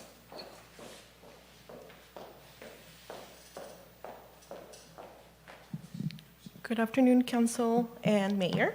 I wanted to give a little bit of background about me because I feel that I'm often here, but not a lot of people know who I am. My name is Leticia Vasquez Zurita, and I was born and raised in Mexico until I was 8. Then I migrated here, and I've lived here since then. I took a little break and moved to another city for about 3 years. It was really hard to assimilate to a new country as a young person. It was challenging, but I managed. I graduated from our high school. I won't say the year because that'll give off my age. But I was thinking that's all I could do. Graduate high school, that's enough for an immigrant child. Through dedication and hard work, I actually was able to manage and finish my graduate. I have a master's degree in social work. I have worked in the mental health field as a mental health therapist for over 12 years. I have gained extensive experience with both youth and adults. This work has equipped me with exceptional communication skills, empathy, problem solving. I am passionate about advocating, and I think a lot of you have seen me here before, for those who often feel unheard and addressing the diverse needs of our community. I do want to address my previous role. I had an elected role, which I resigned. At that time, I thought it was the best thing for me professionally and personally. I have 2 small children, a 4-year-old and a 2-year-old. But that has not kept me from giving back to my community in any other ways. I try to keep our community informed through a Facebook page. I haven't done this yet because we've had a lot of changes in the police department, but I also started the traffic committee a few years ago with a few residents. We used to meet with Chief Soria, then Chief Markle, and then Chief Hell, lastly. I believe that my background in mental health, combined with my personal journey and professional experience, uniquely positions me to contribute effectively to our local government. I'm ready to work in collaboration with all of you to create a more inclusive, supportive, and vibrant Livingston. Thank you. Thank you. Well, first of all, I want to say thank you to all of the applicants. I think it's great that you have taken the time and the risk, to apply. I think all of you have, in one way or another, have participated, have done different things to demonstrate that you want to give back to the community. And it's great to have all of you here. And so, Council, any other questions, comments at this time? I think we got very strong candidates. It's going to be a tough choice. I'm glad it's not election time because I wouldn't know which one to vote for. I think they will do an awesome job. So it'll be a tough decision for all of us. And also, I want to say that I do appreciate you guys taking the time to come up to the mic and sharing a little bit more about yourselves. I know that we read your application, and I think we all know all of you, but I think it's good for you guys to have that opportunity to come up to the mic and share a little bit more about the personal you for the residents to get to know more of who the candidates are. So I appreciate you guys.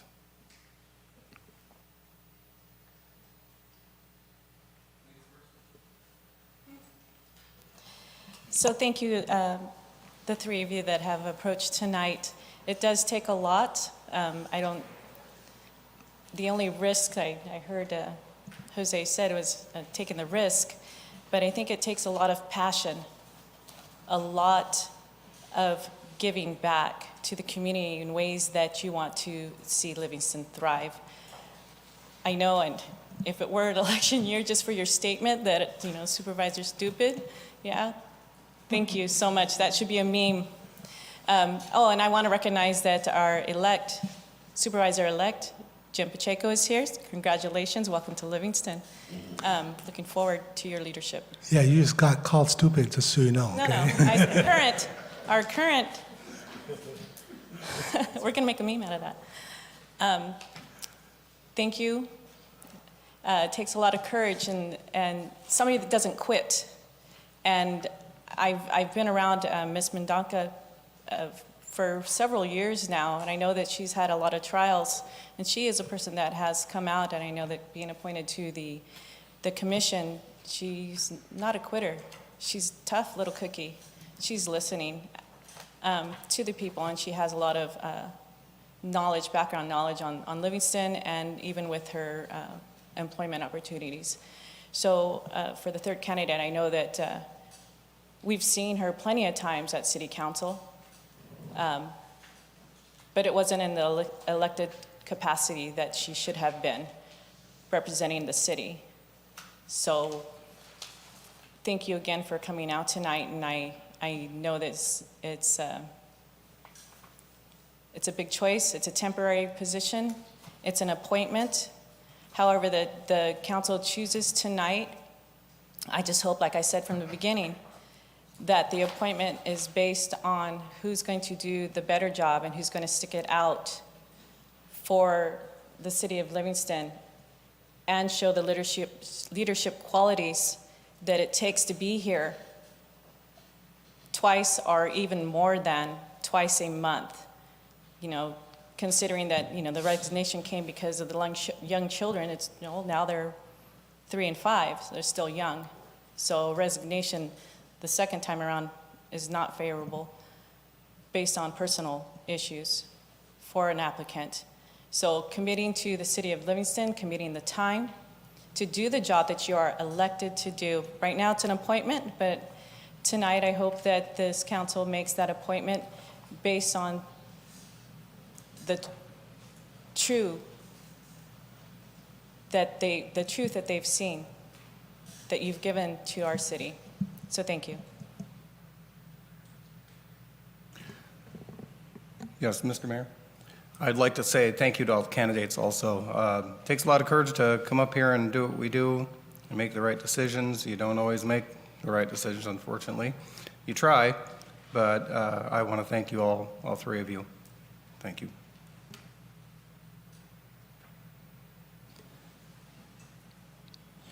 All right, okay, so are there any other specific questions? Okay. What is the council's wish? Mr. Mayor, I'd like to make a motion to appoint Robert Wallace for the spot open for council. So we have a motion on the floor by Councilmember Roth. Is there a second? I will second it. So we have a motion on the floor by Councilmember Roth, second by Mayor Pro Tem. Roll call, please. Councilmember Roth, Yes. Councilmember Soto, Yes. Mayor Pro Tem Samra, Yes. Mayor Moran, Yes. motion approved by a vote of 4-0. Congratulations.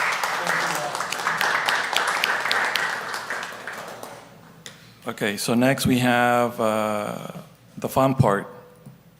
Item number 7, the mayor will administer the oath of office to appointed council member and appointed planning commissioners. So first, because I think it reads a little bit different, so I'm going to ask the 3 planning commissioners to step up front, and then I will be out there, and then we'll administer the oath of office, and then after them, we'll do it for the appointed council member.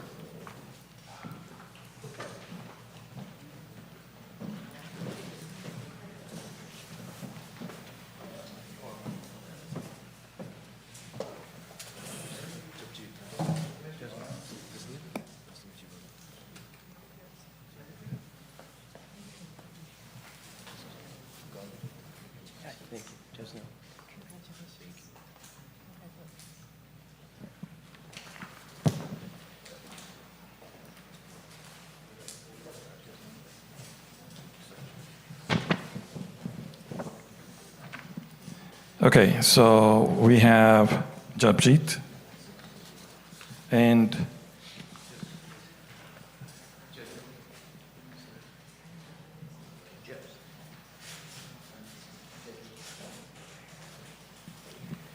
okay. Well, first of all, congratulations again. So you're gonna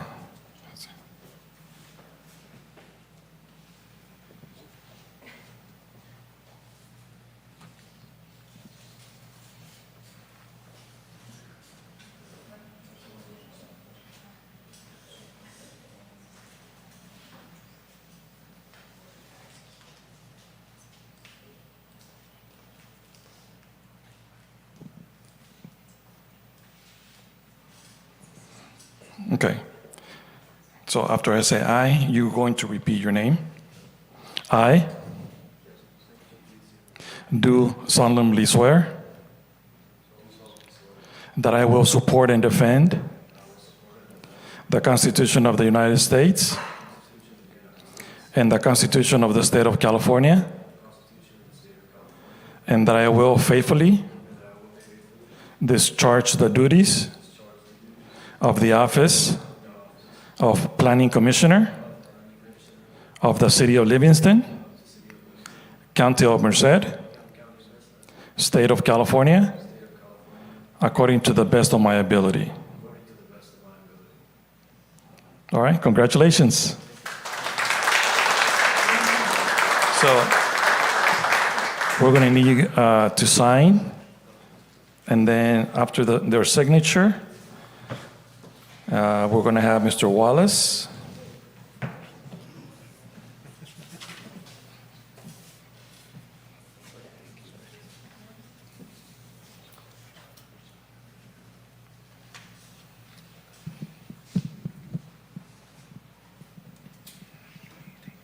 Once again, thank you. Congratulations.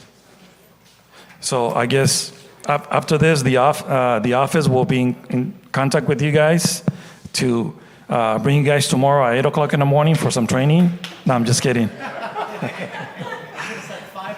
Yeah, 5 in the morning. So no, the office will reach out to you guys and then keep you updated as far as to the process and everything else. Okay? All right, thank you. So next we're going to invite Mr. Wallace to come up. They must not have thought I had a loud enough voice. He gave me the microphone. All right, okay, there you go, good. All right, so you will repeat after me, and then after I say I, you repeat your name. I, Robert S. Wallace, do solemnly swear do solemnly swear and agree that I will support and defend the Constitution of the United States and the Constitution of the State of California and the Constitution of the State of California against all enemies, foreign and domestic, that I will bear true faith and allegiance to the Constitution of the United States and the Constitution of the State of California. That I will take this obligation freely. I will take this obligation freely. Without any mental reservation. Without any mental reservations. Or purpose of evasion. And that I will. And I will. Well and faithfully. That I will and faithfully. Discharge the duties. Upon which I am about to enter. Which I am about to enter. Congratulations. Thank you. Thank you, Mr. Allen. Thank you, everybody. So now there's no turning back.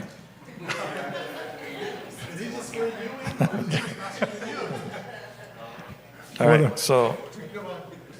Mr. Mayor, what I'm going to do is take the next 4 days and go relax, because I think it'll be the last 4 I get. All right, I think you just need a signature here real quick. And then so we'll take about 5 minutes, a quick break, and then we'll be right back for some pictures.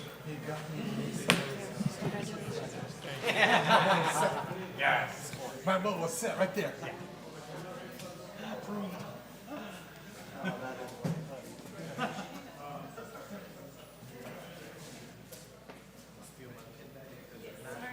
I won't have a pen for the rest of the night. Then we can swear.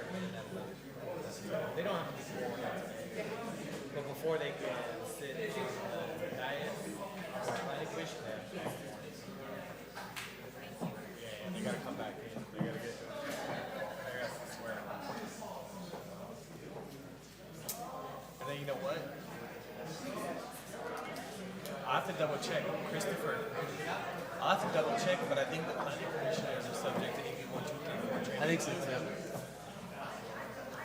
So they're gonna have to do with that too. Because you gotta get them, up to speed on conflicts.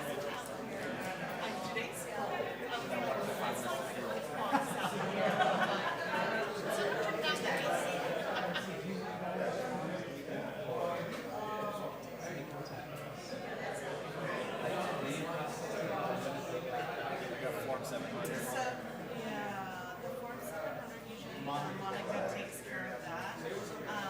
I have, like, because the planning commission. Like, yeah, W4 and all that stuff. I-9, because we have to get our update on that stuff. You're gonna need to get his resignation from the planning commission. Stay consistent.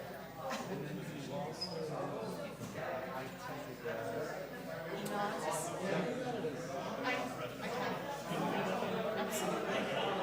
will set up an account. Well, no, he needs well, there. No, what I'm referring to is like, because he's a council member, he's like city manager more related than he is a HR. You know what I'm saying? They still need to have the state federal. Yeah. I'll get it to him. I'll connect with him and let him know that he should be doing it. He's gonna walk up. He's gonna put it on. Yeah.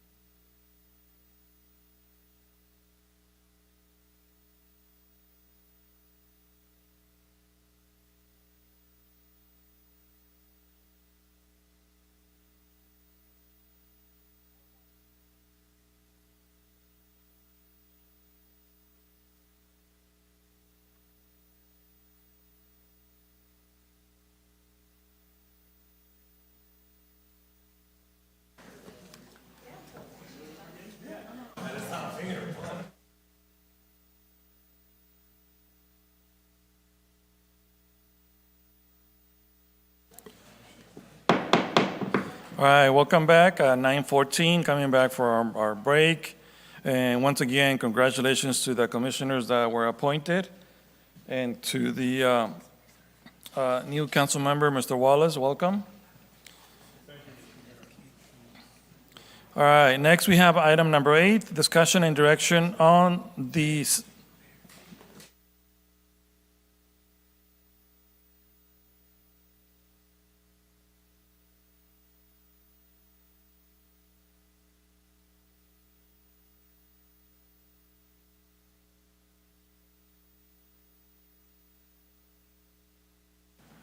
All right, good.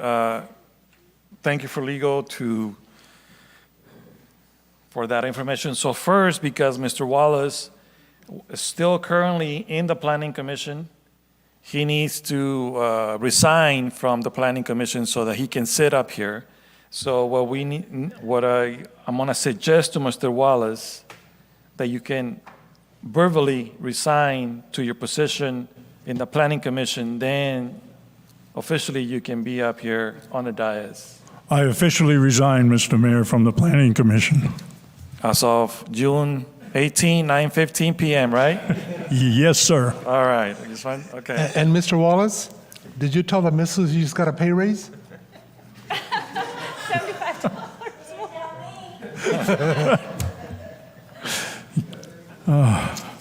I can see it's going to be an interesting few months. All right, okay, thank you. So next we have item number 8, discussion and direction on the selection of a recruitment firm to lead the recruitment process of a new permanent city manager. Mr. Santos? Thank you, Mr. Mayor. As the council recalls, staff was directed to submit a request for proposal seeking a firm or individual to be retained to conduct the recruitment of a permanent city manager for the city. That process has now been completed. The RFP was published on the city's website on May 9th, and the submission deadline was June 10th. As part of this process, the city has received 4 proposals, one from Bob Murray and Associates, one from CPS HR Consulting, one from The Hive, and one from WBCP. The proposal for Bob Murray, the total amount for recruiting services came out to $33,000. For CPS HR Consulting, for outreach only was $10,000, partial recruitment $20,000, and a full recruitment package proposal of $30,000. The Hive, their proposal was a not to exceed of $21,000, and I should back up, I apologize. Bob Murray's was also a not to exceed $33,000. WBCP had a flat rate of $28,900 with up to an additional $7,900 in direct expenses as a not to exceed amount. Each one of well, 3 of the firms are located in California, 2 in Sacramento, 1 in Roseville. WBCP is headquartered out of Rogue River, Oregon. At this time, staff is seeking direction from council regarding which firm it would like staff to begin the process of negotiating an agreement for the city manager recruitment process. And I'm happy to answer any questions. RC Cruz helped me with the staff report and handling the RFP. Thank you. Council, any questions, comments before I go out for public comment?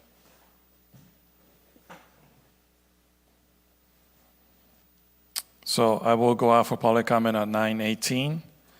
Is there any citizen comments on the phone in regards to this item? Hearing none, I'm coming back to the chamber. Is there any citizen comments in the chamber in regards to this item? Seeing none, bringing it back to the dais at 9:19. Council? Questions, comments, suggestions, recommendations, motions? I know I've said this in the past, but I do support our current interim. He's been with us for a year and a half, and we have done one-on-ones with him. We've had great feedback. We've had great leadership. Even with our county, we've got more input and more knowledge shared with council since I've been here. And I really appreciate the work that he's done and how Christopher has moved us forward on many issues that Livingston has been facing, but now we're really actually seeing some momentum in areas of infrastructure. The parcel tax, or the county tax, much of the information that hasn't been shared with us in the recent past is now coming to us in full transparency, and that's what I appreciate about Christopher. So I've said this before. I didn't vote for to go out for RFP. I'd really like to see, and I know that it was stated that he could always apply for the position should we hire a firm to do this. But I also do know that previous city managers can also apply. So I do appreciate Christopher's work here with Livingston. I do hope that this council, I know that this council does not see, I'm happy with him. And conversations with Christopher, he's happy to do the work for Livingston as well. So with that being said,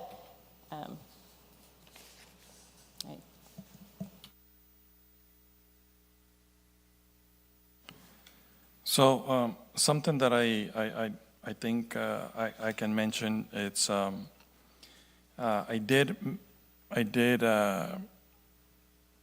made some time to research, or not research, I guess it's not so much, but just trying to find out a little bit more about each one of those, the applicants or the people that responded to the RFPs.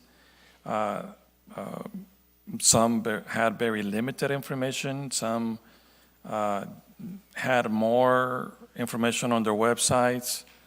And then again, sometimes it's kind of like one of those things that if there might be a really good firm, but if I didn't have a chance to see much of their work, who they work with, some of the cities and stuff like that, but it was just different this time. Normally when I research or just about different people providing RFPs, normally there's a lot of information, but I don't know. I don't know if anybody did anything similar, but it's we do have quite a bracket. The highest is 33. Full recruitment is 30, and then 21. And then we have 28.9 flat rate. And even though I'm looking at one of the service providers, bullet number 3, the Hive, their proposal was not to exceed 21,000, but I really didn't see much information on their website. On the other hand, with one of the other ones that was in the 30 and 33 range, they had a lot more information, with what other cities they had been recruiting for, who they had been working in the past with, and stuff like that. So, this is one of those times, like normally I'm always inclined to go with the one that is the least expensive. But in this case, I have very mixed emotions personally, because the one that is with the lowest amount is not necessarily the one that impressed me the most. But that's just me, you know. So I actually do want to say that the one that impressed me the most, without just seeing their name here on a piece of paper, was Bullen, the first one. But it is the highest, and then again we have to consider is the lowest the best, or the highest the best? So it's just I don't know. I really don't know. I feel like very not sure what to do at this point. So that is I just wanted to provide my input on some of the searches that I did. I looked at their previous customers. I looked at the ratings. I looked for feedback from different agencies.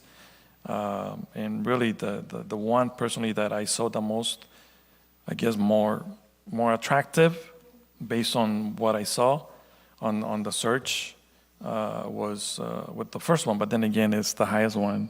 So, but I don't know. I don't know what you guys think. Mr. Mayor?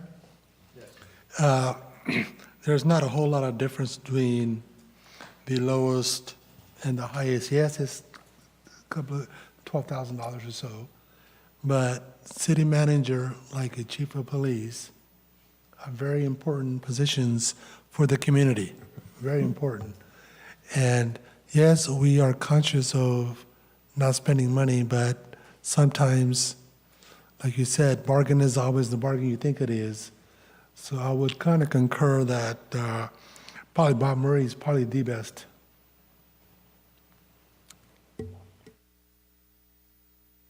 Based on what information did you find out about that firm? Well, I'm taking the mayor's words that he did the research. I did not do the research. Okay, no, listen. Yeah. No, the mayor said he did it, and here we do talk to each other and bounce information off each other and look at each other's thought process. So I think that was what we need to do. I also heard the mayor said that he was emotional and conflicted either way, so he really didn't know what to do. So I also heard that. Thank you very much. Thank you, council. Any other questions, comments? Did I go out for public comment yet? Good. Yeah. Thank you, Mr. Mayor. I just recalled two quick things from my conversation with RC earlier, Ms. Cruz. The city has utilized CPS HR in the past for recruitment. I believe the chief of police and finance, is that correct, RC? In my most recent experience, most of the high-level recruiting the clients that I work with have utilized Bob Murray. That's not to say that they are the best, but the particular clients that I happen to work with right now in the last year or so, year and a half, most of the recruitment has gone through Bob Murray. I'm fairly familiar with them and their work in the industry. So I just wanted to add those two things. So the city does have prior experience with CPS HR, and I'm sure Ms. Cruz could answer any questions, about whether staff has had any issues with them. But I just wanted to share that information with council. So actually, that brings me a question. So, Ms. Cruz, do you remember? So, Mr. Santos mentioned we used them in the past with a finance director recruitment and with the chief of police recruitment. Was that for the chief of police? I remember one time we spent $19,000 and then $19,000 on two different searches, and nothing came out of that time. Is that one of the times when we use CPS? Yes, that's correct. Okay. All right. So that makes me more inclined to go with the other one because I don't remember that being too successful at that time. Not to say that they might not be this time, but thank you for that. Thank you. Council, any other questions? Yes, Mr. Mayor, just by going off your research, I would probably go with Bob Murray. I know it's a lot of money, and do not like to spend that kind of money, but if they have more to offer, then I would tend to go with them.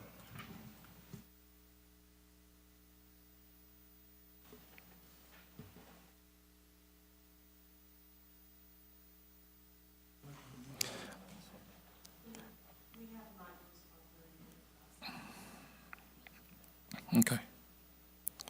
All right. So I will go on for public comment at this time. Is there any public comment on the phone in regards to this item? Hearing none, coming back to the chamber. Is there any public comment in the chamber in regards to this item?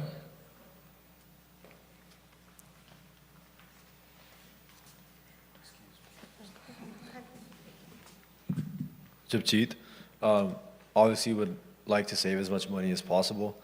Comment you just made though, we spent money in the past and nothing came out of it. I'd rather have the city spend a little bit more now if you guys strongly feel that that means we get everything that we want to get out of the search and we end up getting best results, best candidates possible, etc. So again, full transparency, I didn't do research on the firms, so I don't know.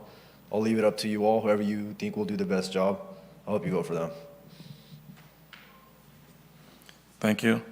Is there any other questions, comments in the chamber in regards to this item? Seeing none, bringing it back to our dais at 9:30.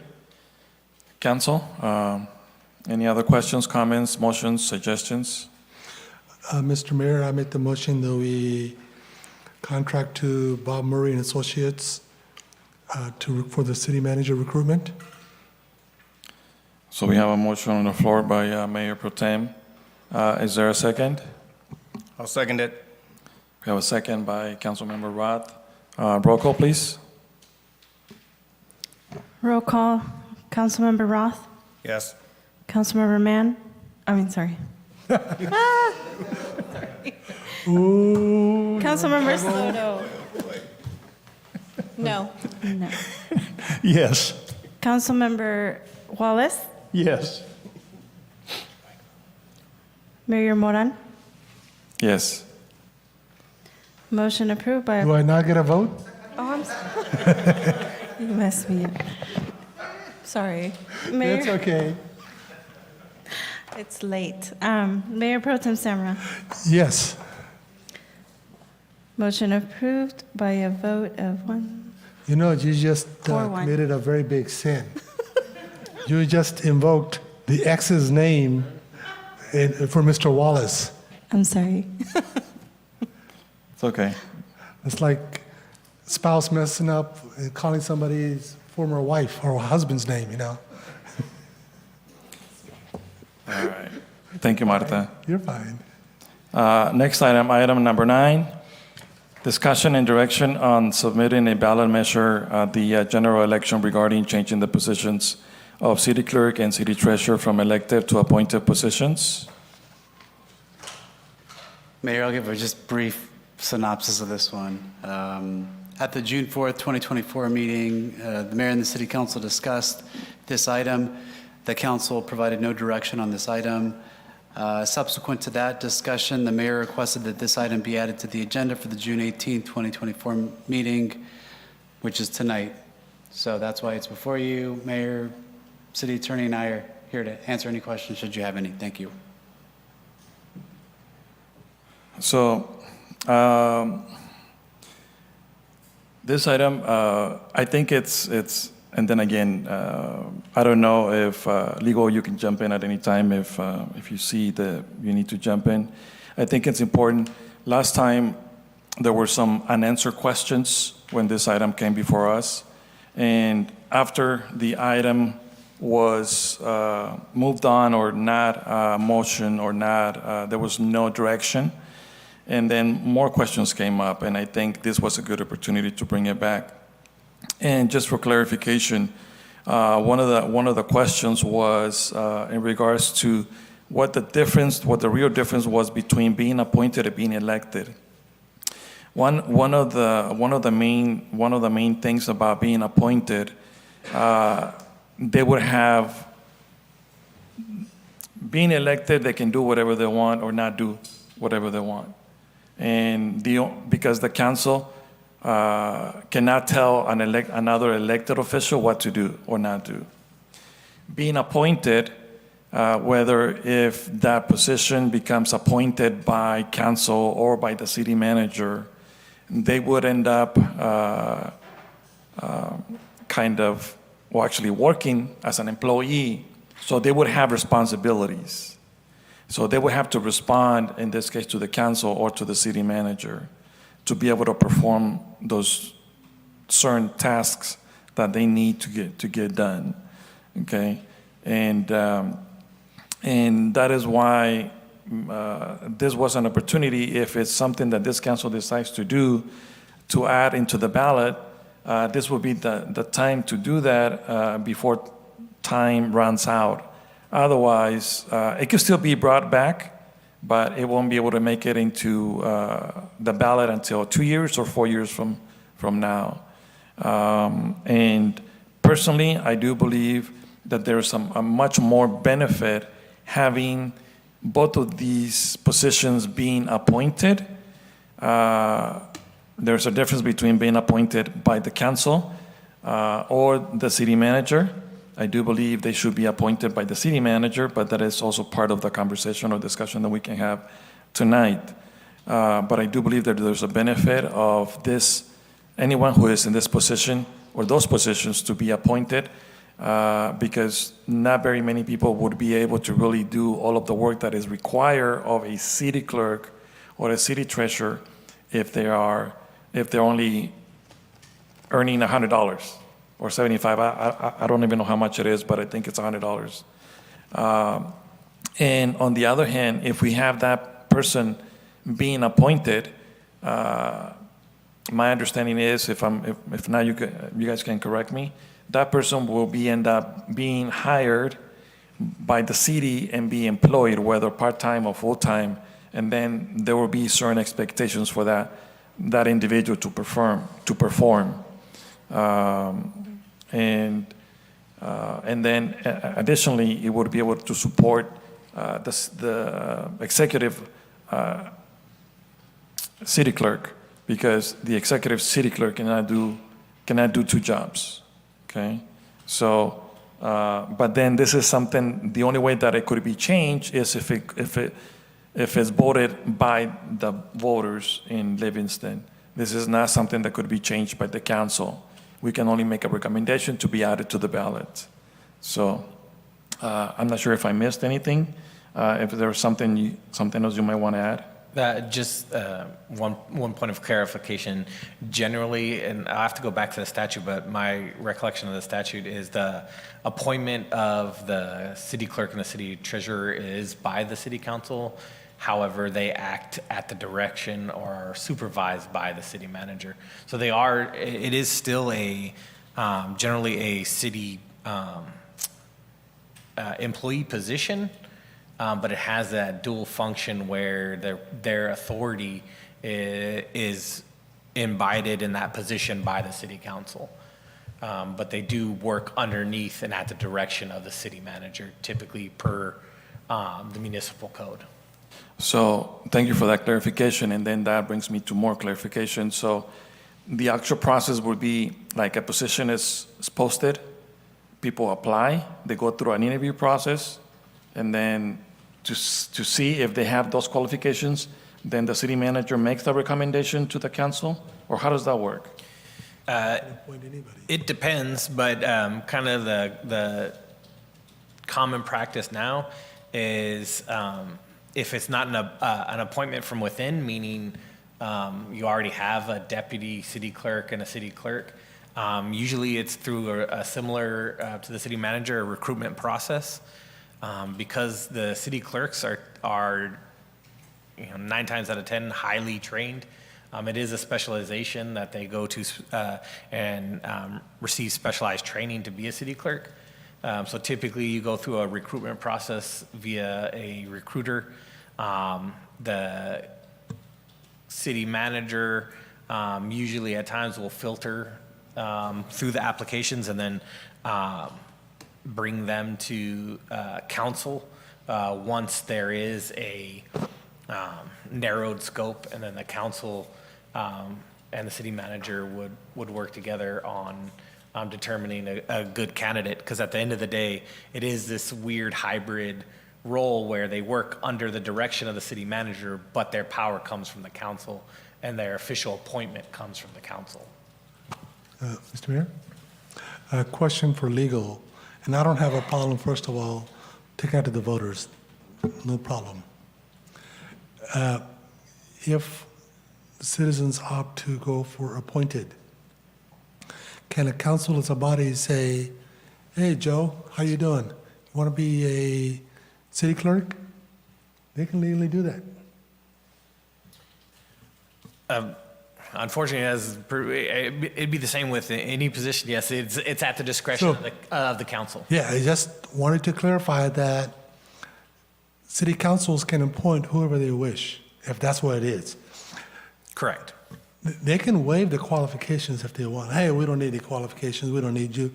I like Joe. Joe, take over in the morning. Hasn't that been the practice?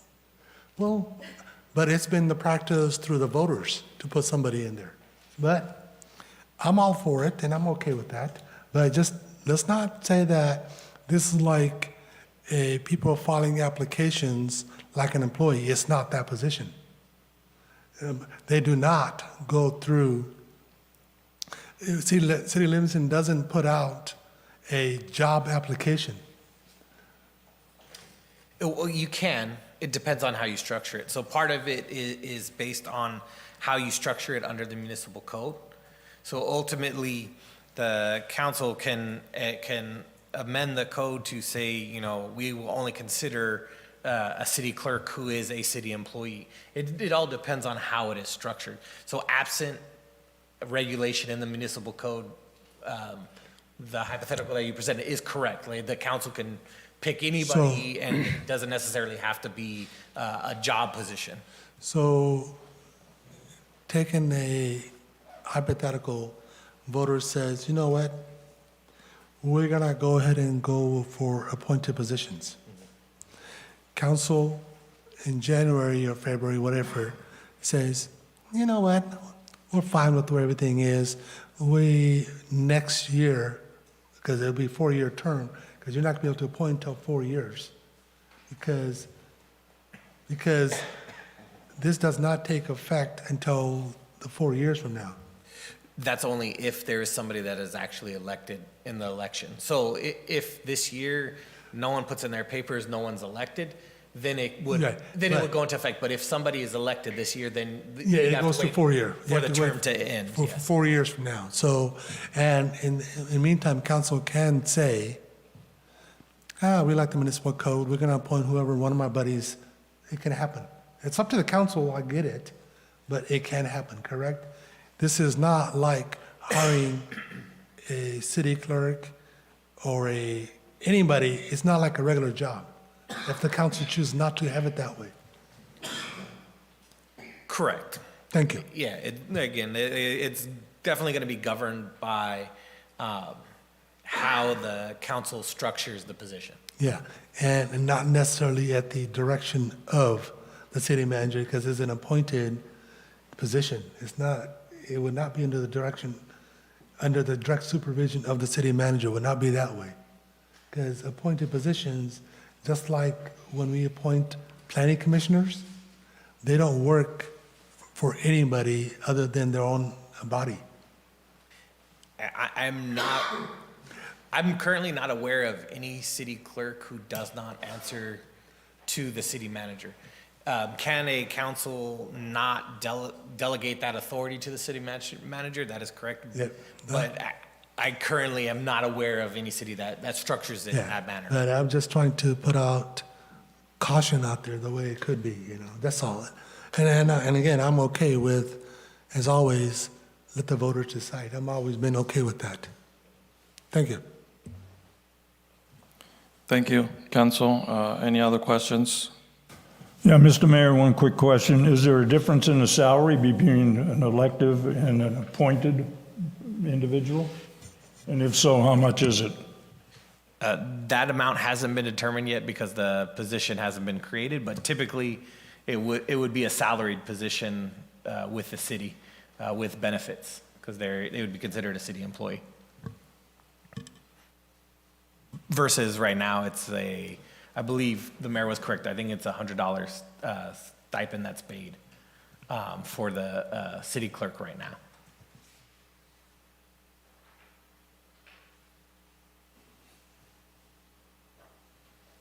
Council, any other questions? No, did you already open it up? All right, so 9:44, I will go out for public comment.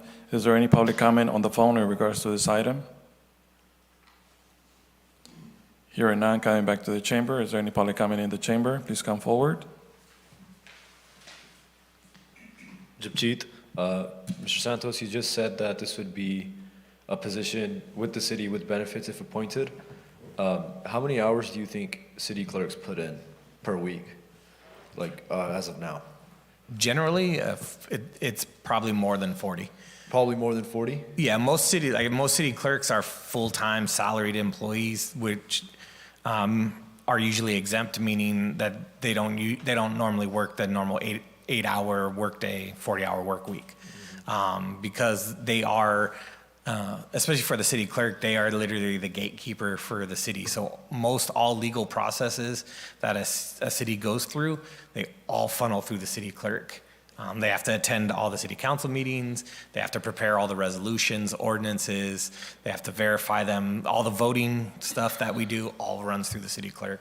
And so, yeah, generally, I would say it's probably more than 40 hours a week. So our city clerk right now is putting in over 40 hours per week and getting a $100 stipend? No, the elected city clerk, or right now we have an appointed city clerk. He participates and assists with the meetings. I'm not sure how many hours he puts in, but I know he has another job. So it's not his full-time career. So Okay. a lot of the work is done by Monica. Okay. And to the council, we do feel the need to have somebody fill that role, just in the sense of work that needs to be done. Are you allowed to answer right now? I'm sorry, I don't even know if you can. I think they're required to have it by state law, Okay. city clerk. Okay. All right. I didn't know that. Thank you.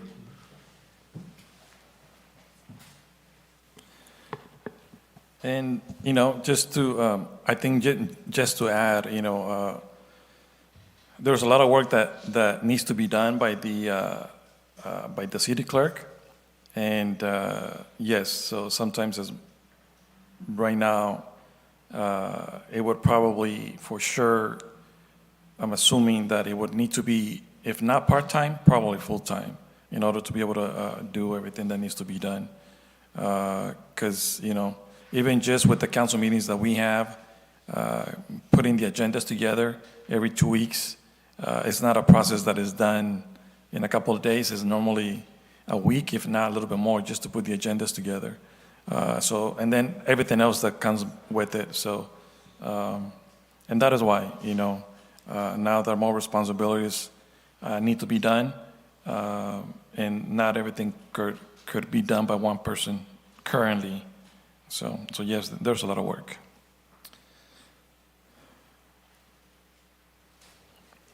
Council, any other questions? Any other questions, direction, motions? Mr. Mayor? Yes.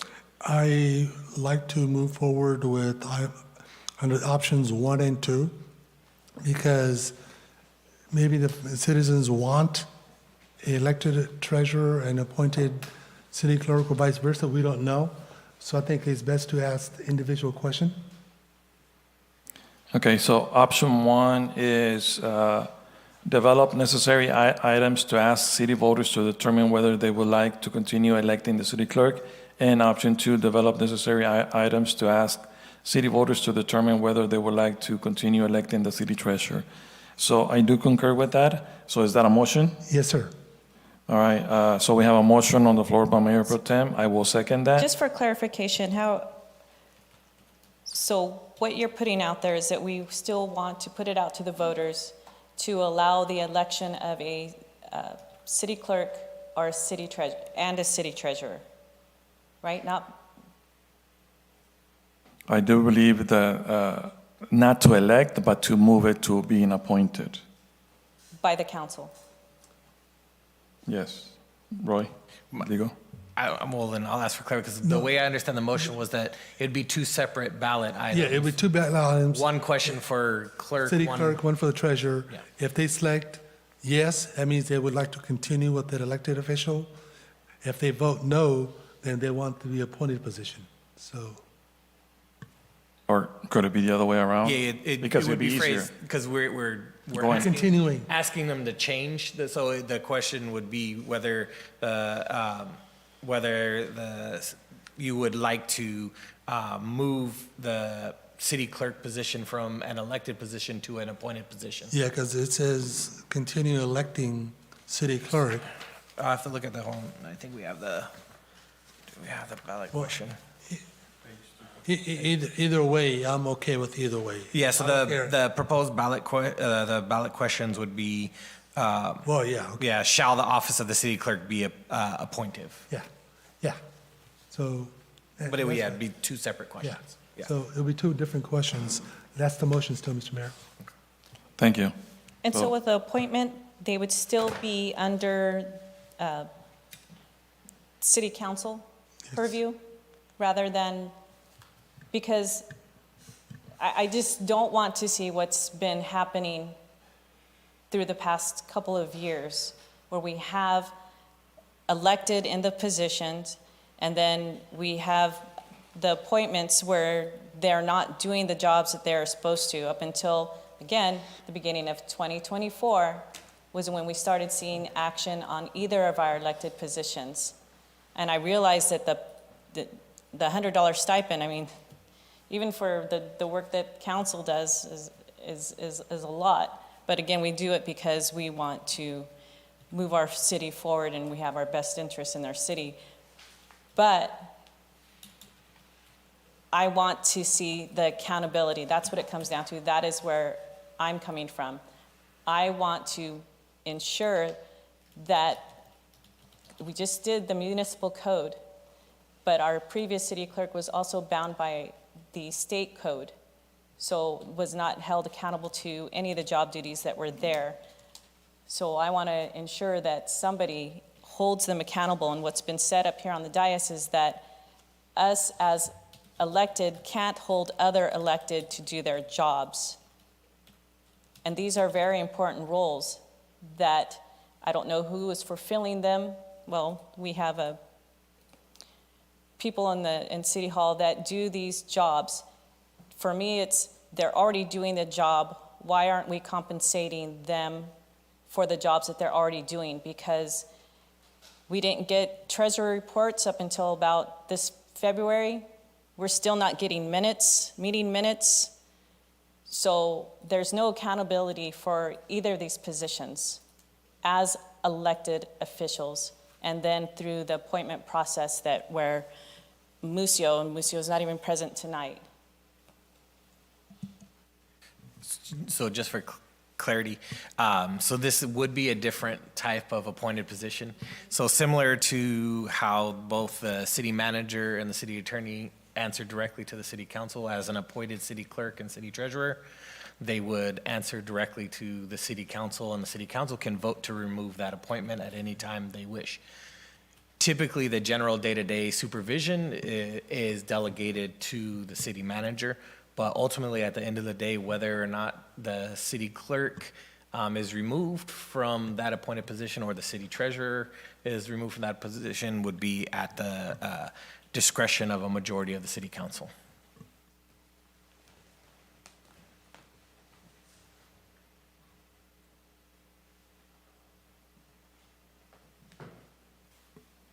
Is there any other questions before we move forward with the motion?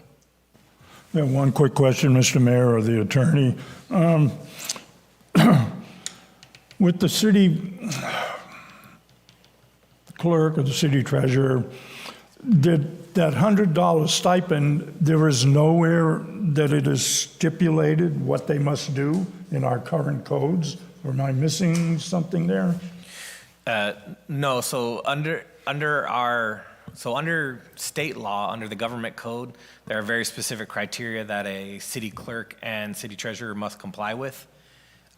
We went ahead, it was a few months ago, maybe 4 or 5 months ago, we amended our municipal code to codify specifically with relation to the city clerk, specific duties of the city clerk under our municipal code. The problem that is created when you have an elected official versus an appointed official, the only disciplinary action, for lack of a better word, that you can take against an elected official is a censure, which that would be, you could do that if they fail to perform their duties, but you cannot remove them from office. Only the voters could. That would require a recall. So ultimately, if you had a city clerk that never showed up and never did anything, absent a DA trying to prosecute them for violating the government code or a voter referendum to recall that individual, there would be nothing the city council could do to force them to attend the council meetings or to perform those required tasks. Thank you. Thank you. All right, any other questions? So I do believe we have a motion and a second. Roll call, please.